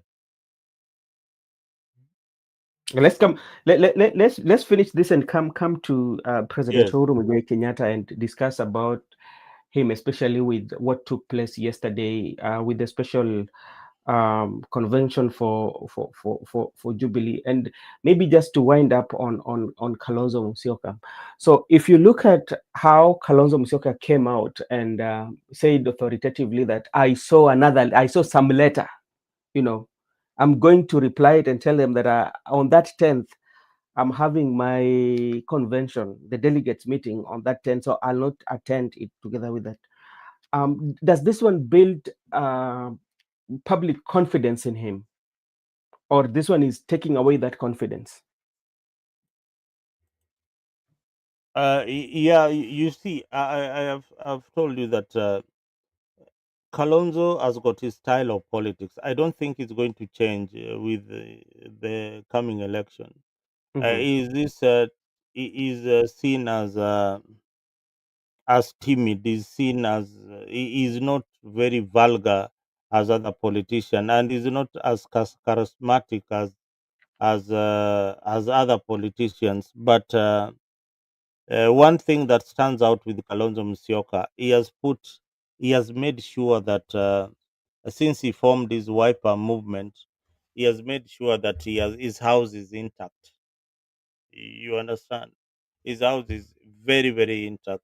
Very few times you hear that there are quarrels among Kamba leaders, like you see in you see the war in Nyanza, Luo Nyanza, for the one they call democracy, the one that is happening in Migori. If you go to Homa Bay, the deputy is fighting with the governor. If you go to Siaya, the same thing. If you go to these wars are not in Ukambani. They are and even if they are there, they have got a good way of sorting themselves out. They don't Mm-hmm. come out in the gallery like the way uh, other communities square it out in the public arena. Yeah. So kudos to Kalonzo Musyoka. He has managed his battalion very, very well, and these soldiers are disciplined Mm-hmm. compared to other rogue soldiers that we see in other political movements. Okay. All right. Thank you so much. And that is for Kalonzo Musyoka. We will be here seeing how his stories will be unfolding in wherever moves he makes, and if the united opposition will give him the flag for the united opposition to face it off with President William Samoei Ruto. So let's come to the comeback of former president or retired president Uhuru Muigai Kenyatta today. He was having um, the delegates meeting, which is special, national delegates meeting, which was very special. And people thought actually that yesterday was going to be that day that Matiang'i will be handed over the Jubilee Party. And also, people expected Matiang'i to speak during that delegate conference, which did not happen. Um, to start with you, Joseph, because maybe you might know more than we do. What do you think made the president, or they reached a decision not to hand over the party to Matiang'i, and at the same time Matiang'i was not given a podium to speak? Yes, thank you for that question. And I think a certain major political shift is happening in the Jubilee Party, Mhm. and I think the reason in behind them not giving Matiang'i a chance to speak, I think Matiang'i still has not fully said he's going to be the candidacy for Jubilee. I think he's still consulting himself and the leaders near him, and Mm. that thing is very difficult. You as a independent, as Matiang'i coming in as independent person, then you're being told go for Jubilee, go for Upia. Mm. It tends to confuse you sometimes, but I Mhm. think he's trying to see how it's going to span out. I Mhm. think Jubilee is trying to front him so much as the candidacy, and I think also who I think yesterday was not more so about Matiang'i being handed over and speaking, Mm. but more so of Uhuru Kenyatta declaring that he's coming back to politics. I think Okay. that one was the message that was being passed out Mhm. yesterday, and I think they wanted to show that Uhuru has not been talking. People have been speculating things when he went to visit the president in State House.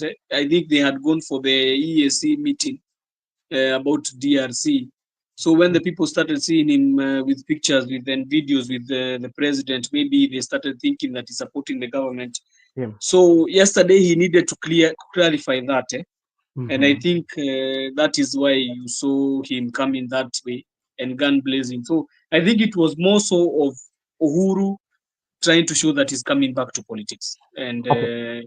He said that he already said a statement that people have been saying that Matiang'i is my project. Yes, if it's going to be my project to be able to remove this government, let it be my project. So I don't see why people are getting into the nerves so much talking about why Matiang'i was not able to speak. I think they spoke on his behalf, but I think it was good to give him a chance to speak. But Yeah. I don't know what they are planning. I'm telling you this between now and December, we are going to see so many changes that are going to happen. After even the by-election, we see so many shifts. Okay. Okay. Thank you so much. And maybe Mzalendo, if you can weigh on that, especially why was Matiang'i not given an opportunity even to say hi? Because like people felt like this could have been that moment of Matiang'i to kind of like take off in politics, especially, but that one did not happen. I didn't watch the conversation that went Mhm. on in the delegates conference, but what is clear and what I read from the social platforms is that Fred Matiang'i could be a potential candidate, but Fred Matiang'i is also a very clever gentleman. Is looking at the chances of Jubilee winning the Mhm. presidency. We have got how many years do we have for the election? Mhm. Uh, we have got very few more years to start. I think next year will be full thought campaigning for the presidency. So Yeah. how does Jubilee come in? The reason why Uhuru Kenyatta is revamping Jubilee is in a bid to form a coalition with other political like-minded parties like Wiper and Mhm. possibly DCP. But Mhm. I see it is the way I look at it is if he does not form a coalition with the opposition, Mhm. namely Gashagwa, Kalonzo, and any other players, Maraga, and everybody else, Mhm. then is simply coming in as a spoiler. Because Mhm. where is Jubilee strong? Jubilee is only strong was only strong in the central Kenya. Do you Yeah. think they can reclaim whatever they had? No. It will take them a lot of time to revamp that Jubilee party unless they come as coalition partners with other political movements, is Mhm. when their leaders can emerge as strong candidates ready uh, to face off maybe in 2032. But for Mhm. now, the only path that they have is to join the opposition Okay, maybe I don't coalition. know. Just I don't know whether Joseph you are there. Yep. So Yes, yes, I'm here. okay, let me just ask you before we go into the nitty gritty, especially about the Uhuru speech, whereby he went ahead and attacked the administration of President William Ruto, and also go ahead and also lectured regarding Gachagua. When you're looking at the history of our political parties as the ones that have always ruled, remember, talk about the PNU came in and they had a president, um, and and immediately they finish their term with their honors. We find them kind of like getting weaker and weaker. And now we are seeing the administration of Jubilee that had been there is now coming back. Do you see them coming back very strong, even to have so much influence that uh, can shake or can worry some other political parties? Like we said, that talking about Jubilee, can they worry some other political parties when you look at them, when you look at the Jubilee right now? I don't think they can worry so many parties. I think what is happening, they want to have a coalition with these certain parties. Hmm. But for Jubilee had the majority in Mount Kenya at that time in 2017. And in Yes. 2022, it was clearly wiped out in Mount Kenya by the members of parliament who have voted in. So I think what is happening, Jubilee is trying to revamp, but if they are not going to go at it with the united opposition, Mhm. I think they are going to be in a fumble, because clearly you can tell that DCP is controlling major of Mount Kenya. So I think Jubilee, if they are going to try, Mhm. is they try to have a coalition together with the like-minded partners. But I think yesterday they said that they are going to have a coalition with the like-minded partners. So I think that one will truly happen. So what we are just going to see is wait and see, because Yeah. people are here saying that Uhuru lectured Rigathi, but I did not hear him anywhere. I think in the statement, people took the caption and said that he was lecturing Rigathi Gachagua. Mhm. What I know is that he lectured the government, because he talked them straight to their face and told them about certain issues that were affecting the country. So I think if they are not going to side with the likes of DCP, PLP, and the Wiper, I think also it will be a hard game for them. Okay, thank you so much. If you're very keen about the President Uhuru Kenyatta speech, the former president, it had almost three, would I say it had three tiers. One of the tiers, it was talking about what they've done or what he did during his presidency. The second tier, he was talking about how what they put in place was dismantled, and some of them is causing Kenyans, like Kenyans are suffering beyond that. And the last tier, he talked about the battle that they had with the Jubilee, you know that. So maybe to begin with, Mzalendo, I just want to give you a summary of what he spoke about, especially on his first, I mean that the first year, he talked about the transformative, the Jubilee Party in its years held more marked with transformative legacy, reminded Kenyans of milestone in. He talks about infrastructure. That is something that he really mentioned. Infrastructure. He talked about health, especially Linda Mama. He talked about affordable healthcare, and alongside other projects that they did. And when it comes to the second part of it, it was saying that some of the projects and the system that they put in place were dismantled by the administration that is currently, and talk about health. And they say that this one has this what distressed Kenyans, and maybe Kenyans are suffering. And at some point, he said that he was clear that the Jubilee will stand firmly on the side of proven progress, that's people of people's welfare. So when you look at the retired president or somebody who has left the office and coming back to at least lecture the administration in place or your successor, and you know how their relationship was prior, even before President William Ruto won the presidency.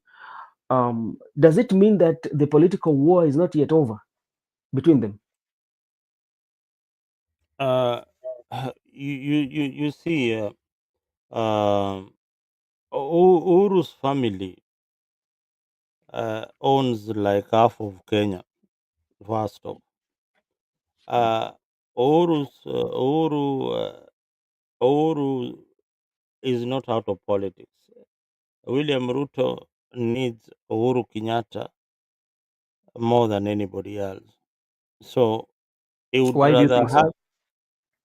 have. There are so many things that are in politics that some of you might not know, that there are families that control the dollar. Hii dola hii unaona hii ya kubadilisha hii, kuna Uh, mabenki zile zina supply, wakikataa hauwezi fanya biashara. Kuna mafamili hapa Kenya, wale wanamiliki mafuta. Bila hao wakikuamilia mafuta yao, wewe unaenda na pesa hiyo yako ukienda kutafuta mafuta kwa hizi nchi za Waarabu. Ndio ulikuwa mm, unaona William Ruto akikimbia akisema nimenegotiate, tutakuwa tunauziwa mafuta na shilingi ya Kenya. Unafikiri hiyo ilitoka wapi? mm. Ushasikia wapi? Eh? Ulisikia hiyo brother Ben? Hebu tuambie. Wakati William Ruto alienda huko Uarabuni akasema ati G2G. G2G. akarudi akasema ati we have agreed with them that they will be selling their petrol products in Kenyan shillings. Did you ever hear something like that? I can remember the G2G argument. Yes, yes. Do you know why? Mm, Because somebody was holding the dollars. Upewi mpaka ufanye vile tunataka. So mm, once you see Uhuru Kenyatta meeting with the president, hiyo ni biashara boss. It's not for politics. uh, it's not for politics, it's for business. Once you see these big figures kina Raila ati wanaenda kukutana sijui huko Dubai wamekutana. Hiyo sio siasa ati kupanga ati siasa ya Kenya vile tutaendesha. Ni Mm, kupanga vile biashara zetu zitaendelea. mm. Unanielewa? Na kuelewa So kaka. yeah, so hawa watu tupumbaze ya kuwa wanaangalia maslahi yetu sana. Hakuna Mm. maslahi yetu wanaangalia. Aha. Wanaangalia maslahi ya familia yao kwanza. In politics there is a standard rule. Mm. Ukiingia kwa siasa Ben, wakati utaingia kwa siasa siku moja, ole Hatustaki wako. ku Your interest comes first. Mhm. No politician has got the interest of the people first. Interest yako ndio inakuja kwanza. Mm. Yeah, interest yako inakuja kwanza hivi, inaanza na tamaa na tamani. Unaona ile tamani Yes. na katika hiyo tamani unagombea kiti na unaungwa mkono na unafaulu. Kwa hivyo ilikuwa Mm. ni ulijitolea. Mm. Ni mara chache sana unapata ya kuwa wananchi ndio wanakuambia hey, chukua hii kiti Mm. chukua hii kiti. Ni wewe kwanza unaangalia hey, natamani hii kiti na Yeah. unajitolea, unatoa hela zako, unapata kiti. Now Mhm. siasa ya Kenya imefika wakati unaona kama hao viongozi hao ma-MP hao, kwa nini watu wanataka kuingia kwa serikali sana? Kwa nini hata ODM wanataka tu hata kama ni hiyo mkia ya ng'ombe waikule tu? Hmm? Mhm. Kwa sababu serikali inakuja na mafaida mingi. Kuna biashara Mm. mingi ndani ya serikali Mm. kuliko ukiwa kule kwa opposition. Sasa imagine wewe ndio unaendesha serikali. So ukiendesha serikali ndio utaanza kujua William Ruto aliingia na Gachagua waliingia katika serikali wakakuja wakaambiwa boss, hapa kuna watu wale husema.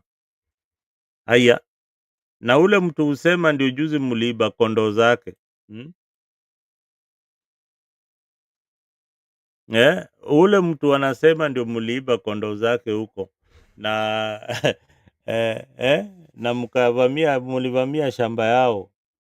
Na hao ndio wenye madola na kuna Mm. wale wanamiliki petroli. So mnaanza kusema nini? Lazima mnegotiate nao na wakikazia wanakazia. Mm, Okay. yeah. Uh, So but i- i- forget about now the business that they do. Now come to the what happened today, because sometimes we usually believe that retired president will always sometimes not to engage himself so much in politics, and we are seeing this with the president. Um, we are seeing this with the president. Now, what does that one inform us? you see, wewe umeishi ng'ambo sana, unaona president wakati mwingine anaingia, the cameras turn to the new president, the Yeah. cameras goes off for the former president. But Mhm. but you see, in Africa, all these former leaders, look at Zuma. Zuma is active in politics. Just the other day, he had his own political party. This is Did well. look in Tanzania. Look at Tanzania. Kikwete is called Jesa Kikwete. Is a guy calling the shots there. Actually, one of the like sorry to cut you short. If you look at in Tanzania right now, those who have been inside of CCM, they are really complaining about Jakaya Kikwete. I told you, yeah. Yeah, he's the one calling the shots. Yeah, He's they the were one complaining. he's the one calling the shots. These are the geopolitics that unaambiwa kuna watu wale they call the shots. Uliza Kikwete, hii tunafanya namna gani? So Mm. madam anaitwa madam Madam Suluhu madam, Hassan. madam Suluhu Hassan Mm. lazima ulize Kikwete, hey kaka, hebu nisaidie hapa, hii tunafanya vipi? Eh, hii tunafanya vipi? Kikwete Uh, anamwambia bana, wewe hii fanya hivi na hivi, ita nani ndiye anajua hii mambo eh, piga eh, hii simu kwa huyu rais eh, huyu utamwelezea hivi, utapata eh, mafuta. So utapata unaona mafuta. unaona hao watu wanajua vile serikali inaendeshwa, kwa sababu wana uzoefu, wamekuwa huko kwa Mm. muda. Just the same as Uhuru Kenyatta, you cannot kick him out of politics completely. And remember, Mhm, mhm, there is something looming in Kenya. Kuna hii mhm, position ya prime minister itakuja, mm. it will come, it It will will come. come. So all these leaders waliwacha kiti kama they are very young. Ruto Yeah. atawacha kiti kama is very very young. Ehe. Uhuru Kenyatta amewacha kiti kama is very very young. The guy ule hatapata hiyo kiti tu, pengine ni Raila Odinga kwa sababu ya umri. Umri umekwenda. Okay. Umri imekwenda, lakini hao watu wengine Mhm, watapigania, ODM itapigania mpaka hiyo kiti ya prime minister ikuwe, lakini watu wale walikalia ni either Uhuru Kenyatta ama Kalonzo Musyoka mm. ama huyu anaitwaje huyu William Ruto William Ruto. akimaliza muda wake. Okay. Sawa sawa, asante. Wacha nikuje kwa Joseph. Joseph, let me ask you, when you see the former president, especially attacking the current regime, does it mean that um, he want to build his party and get the following, because like he's talking about issues that are affecting now the people, and the people might look at this and say that, okay, now president has really come and is speaking about our language. Okay, let me join his party. I think like we are heading in the right direction. Would that one be true, to build the grassroots for himself or with the party too? Yeah, thank you for that question, and I want to start off by telling Zalendo, I think Uhuru hataki kukalia hiyo kiti ya prime minister. I think he does not want to get involved in those kind of, he said that yeah, baada amemaliza hii mambo ya kuwa kwa serikali, yeye hataki kuwa kwa serikali, yeye anataka nini chama yake. I think he's looking for a way that they can negotiate for their seat in the united opposition, if it is the one they are going to support, so that they can front a candidate who can be able to be strong, so that he can, when a party has the like, for example, when we had Musalia Mudavadi came in and became the cabinet secretary, the prime cabinet secretary, his party Amani could get some of the support from the government that he's in. So I think that is what he's trying, because he has, as we have said here, he has properties uh, almost everywhere. So I think that is what he's trying to safeguard. But I think he's trying to bring somebody who is going to be able to safeguard his properties, not him as per se to become the prime minister. But for the question you asked, it is true, yeah. Mm, uh, we can see what is happening as mm, Kenyans.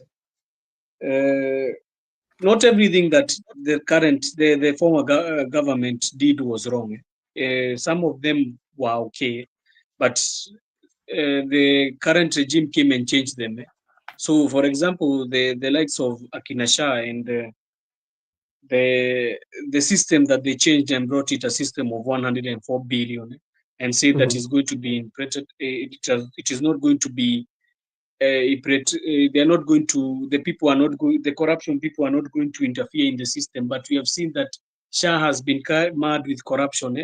I think that was a false fallacy, and people should name them, should call it out.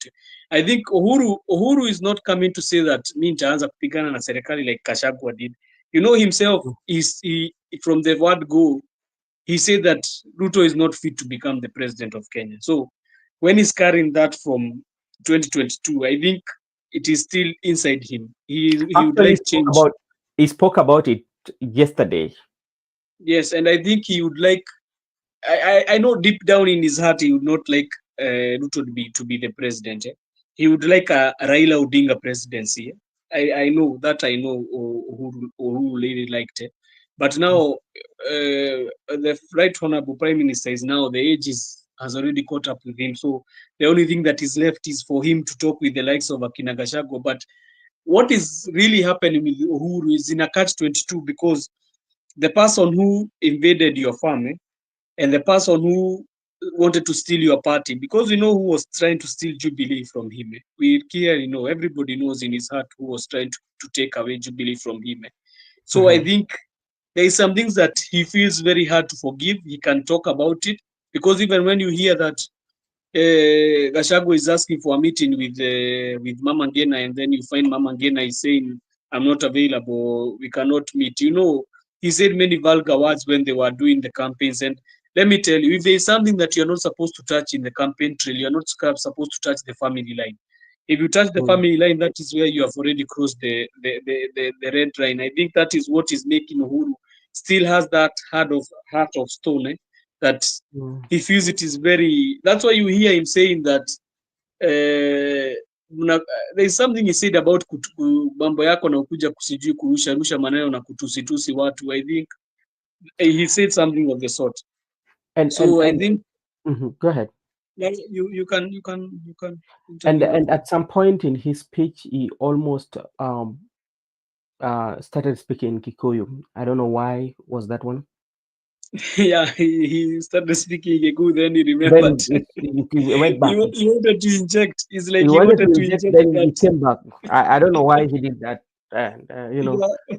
I think that one injected could have told us what he was thinking is in his mind, but I think he was not able to finish. So we and I cannot think clearly know what he wanted to say, but I think he wanted to inject and say something which could have been, when you try to say that Uhuru is relevant, brother, just go to the news and go to the newspapers. You'll see that guy is not irrelevant. He's still there.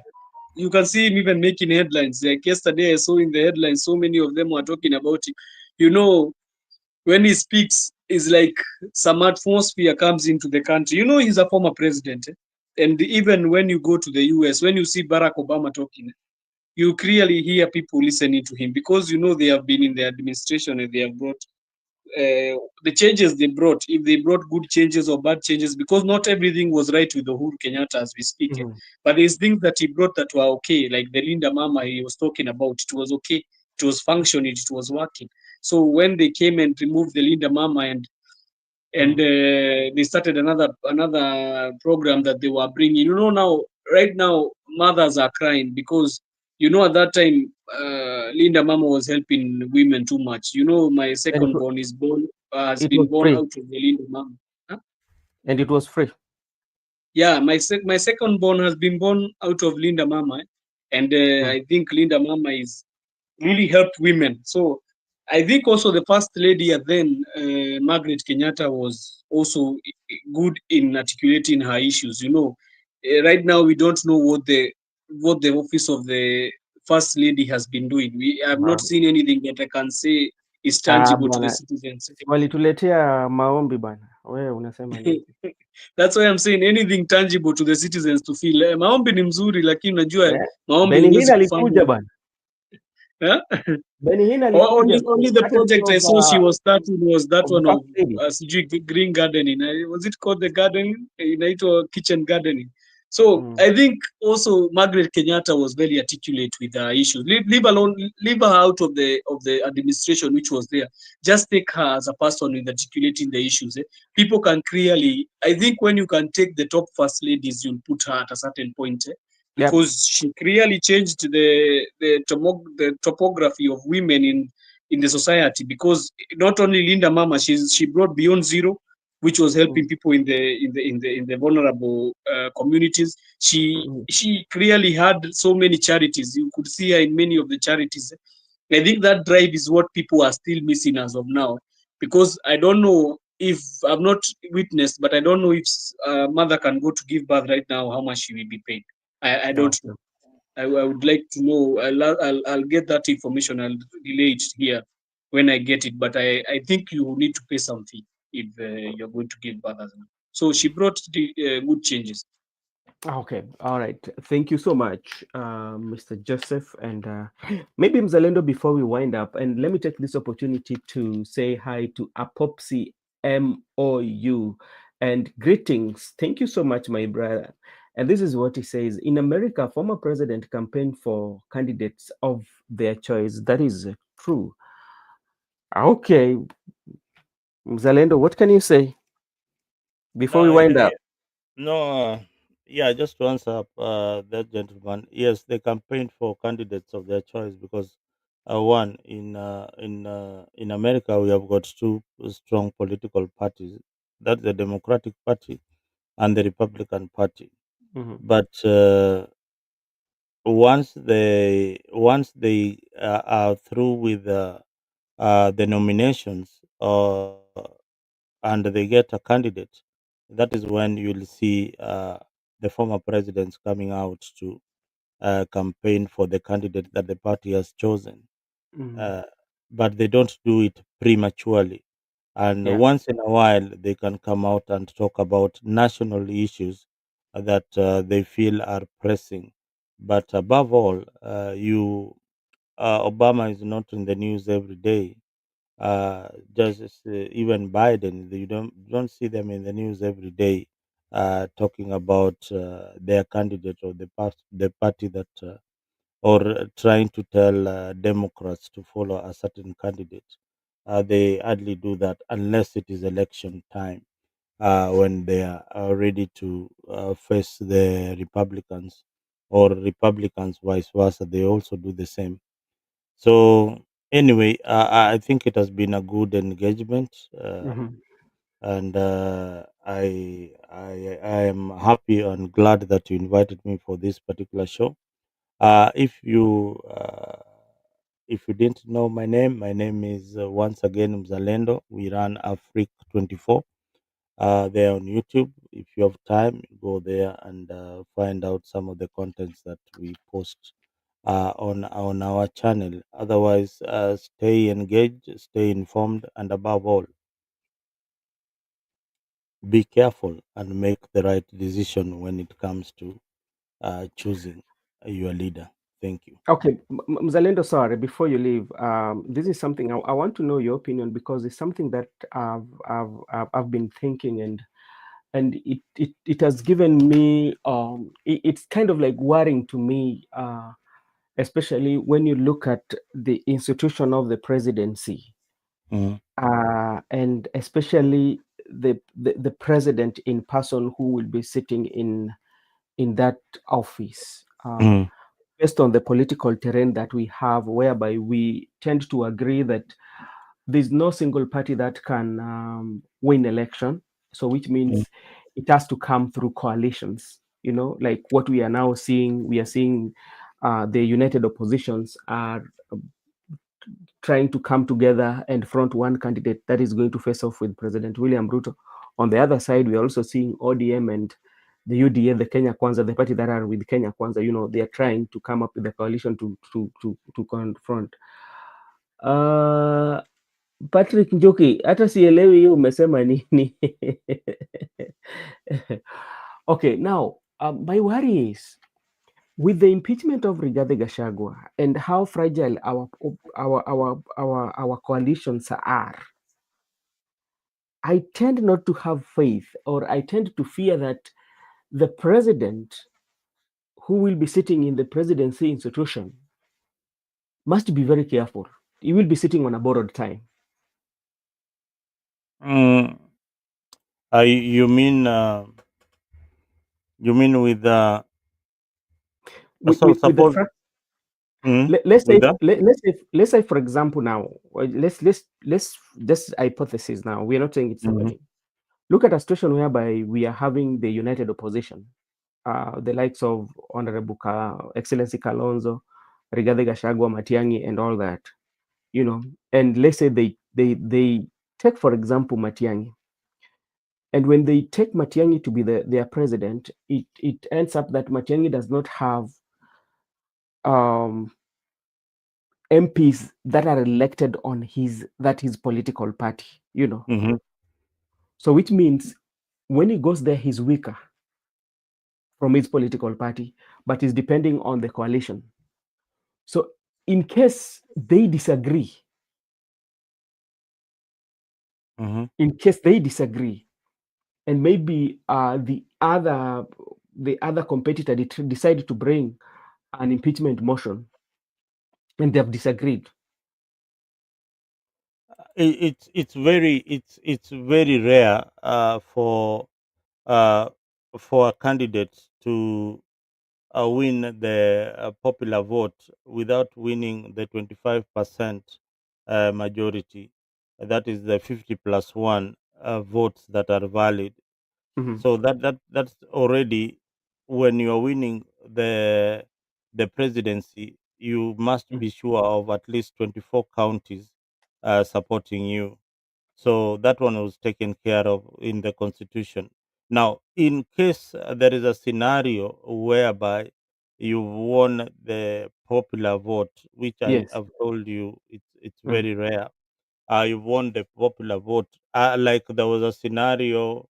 There was a scenario where Kibaki, like in 2007, yeah, Mhm. ODM had the opposition had the majority in parliament, yeah, and they could have easily brought a motion of no confidence on Moi Kibaki and toppled his government. Mhm. That would have happened, but look at what they did instead. They came up with a power sharing agreement Yeah. that that that brought in the opposition into government. So these scenarios are there, but there is the political class have got always a way of uh, working around them so Okay. that they favor the presidency. Okay, Joseph, maybe what do you think, especially on that scenario that I'm giving, whereby the united opposition, if they might win, and the person who will be winning as the president, from his political party, he has very few or less members of parliament. And also Yeah. remember that uh, there is always a pre-election agreement which is registered by the registrar of political parties, Mm. and it has a lifespan. All right. So when coalitions enter into an agreement, it is not a gentleman's agreement. It is But binding by law.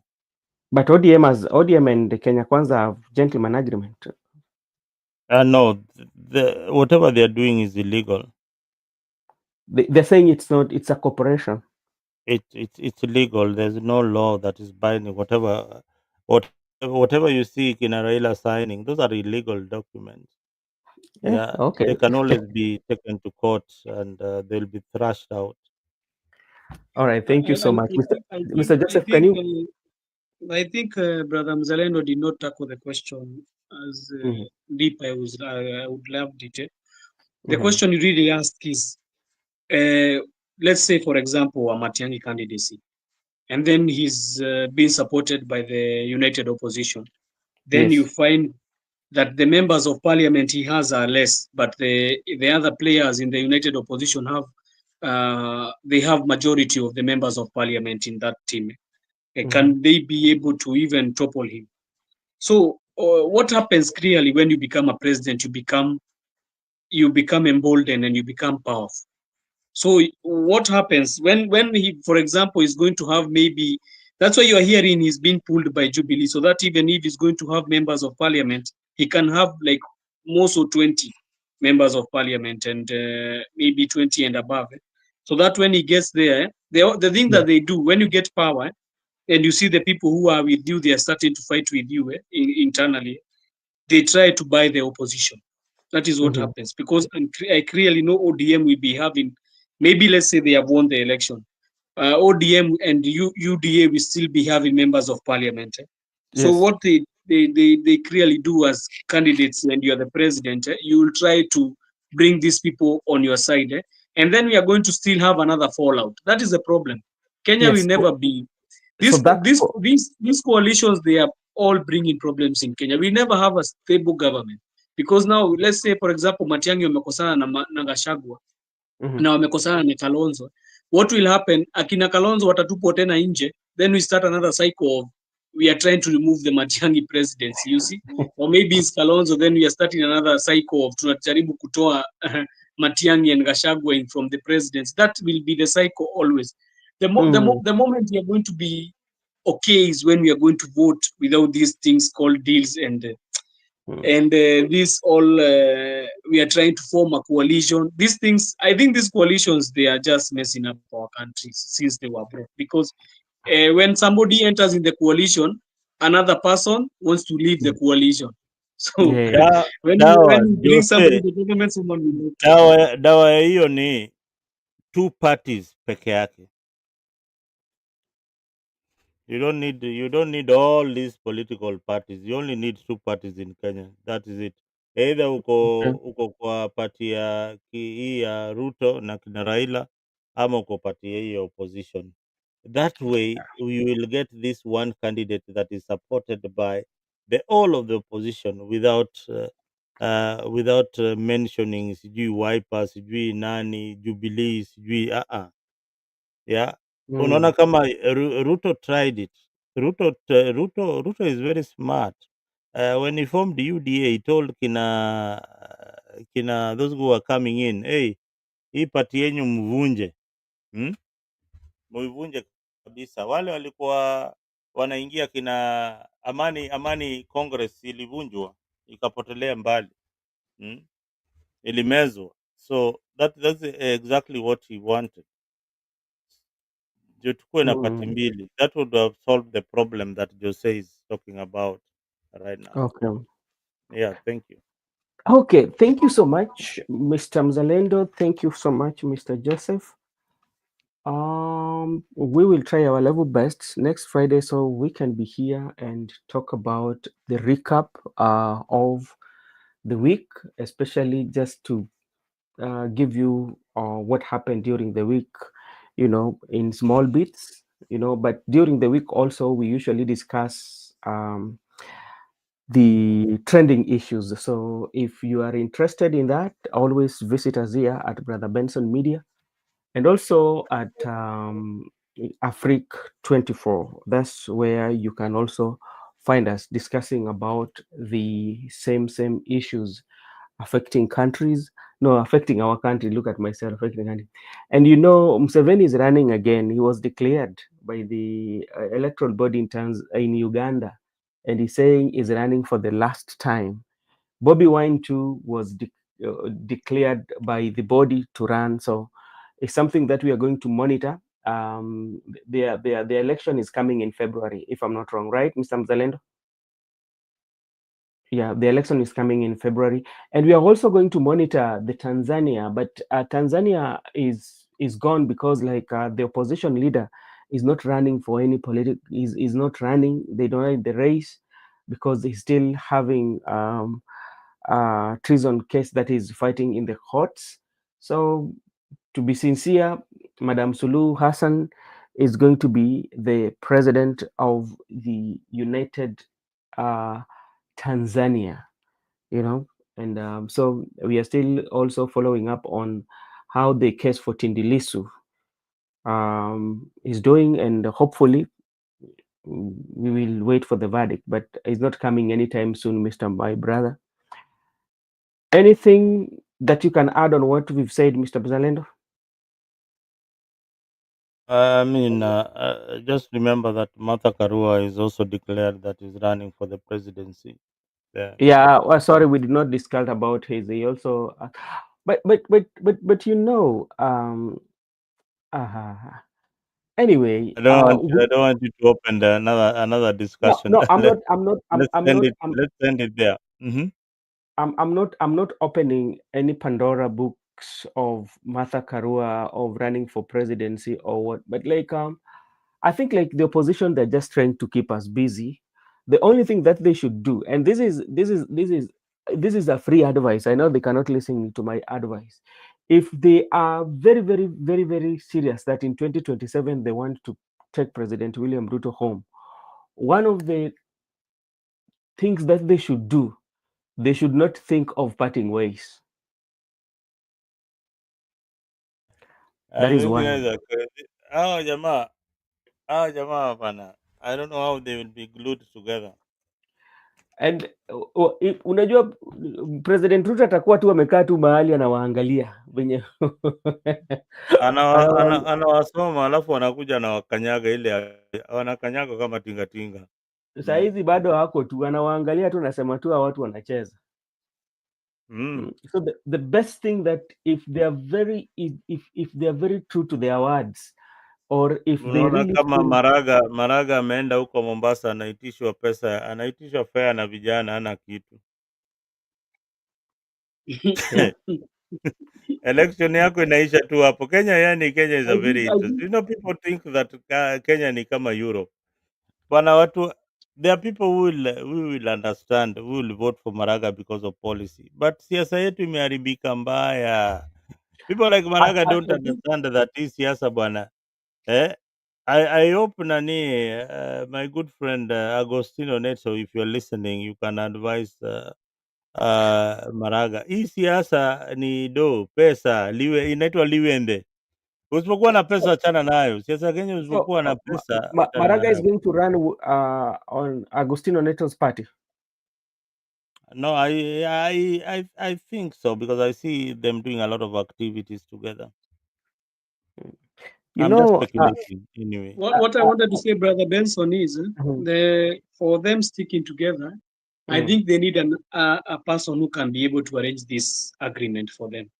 So I think the only and you know the person who can be able to arrange this agreement for them is only but one but in their but side. but but Joseph, you know, when you talk up, we have very, very brilliant lawyers we in the country who can draft that agreement coalition pact vizuri But not sana. about Brother Benson. You know, it's not about lawyers to draft. It's about Mhm.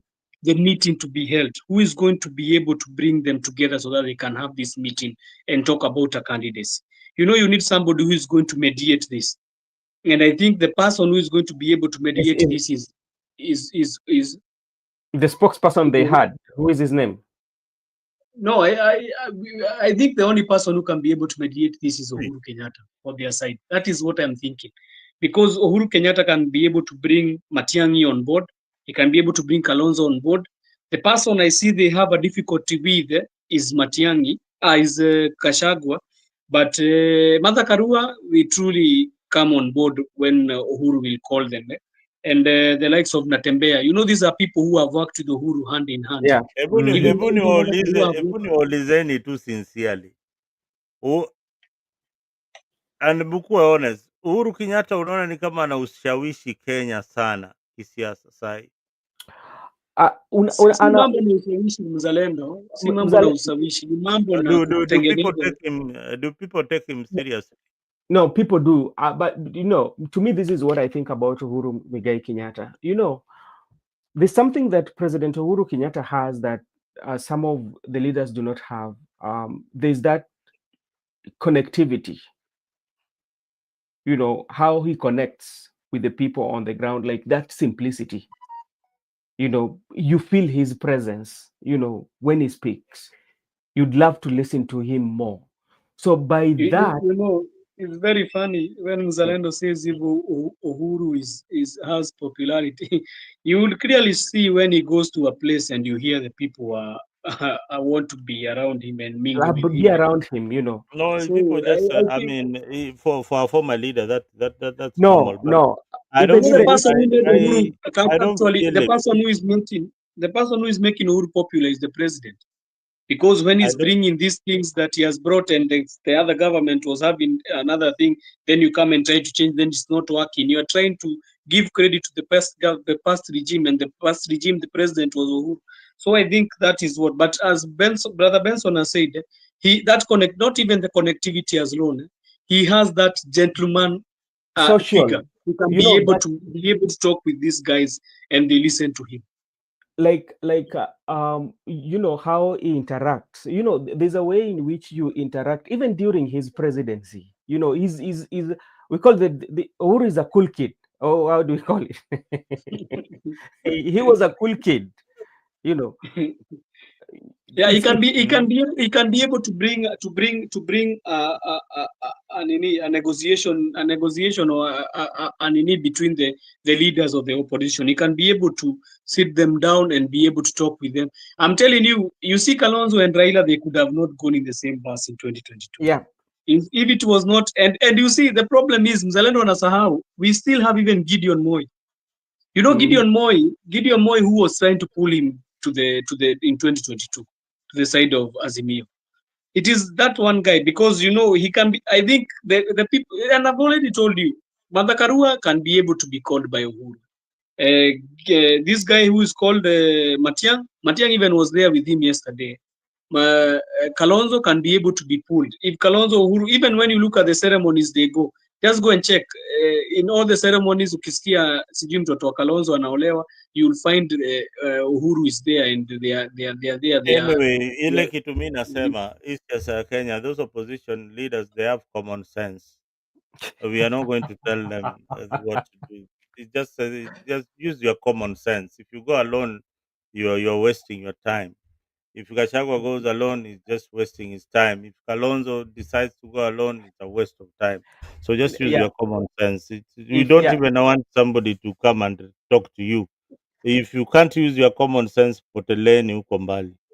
Haya. Okay. All right, Mzalendo and Joseph, thank you so much for this morning. And I believe next week we shall also have a good session.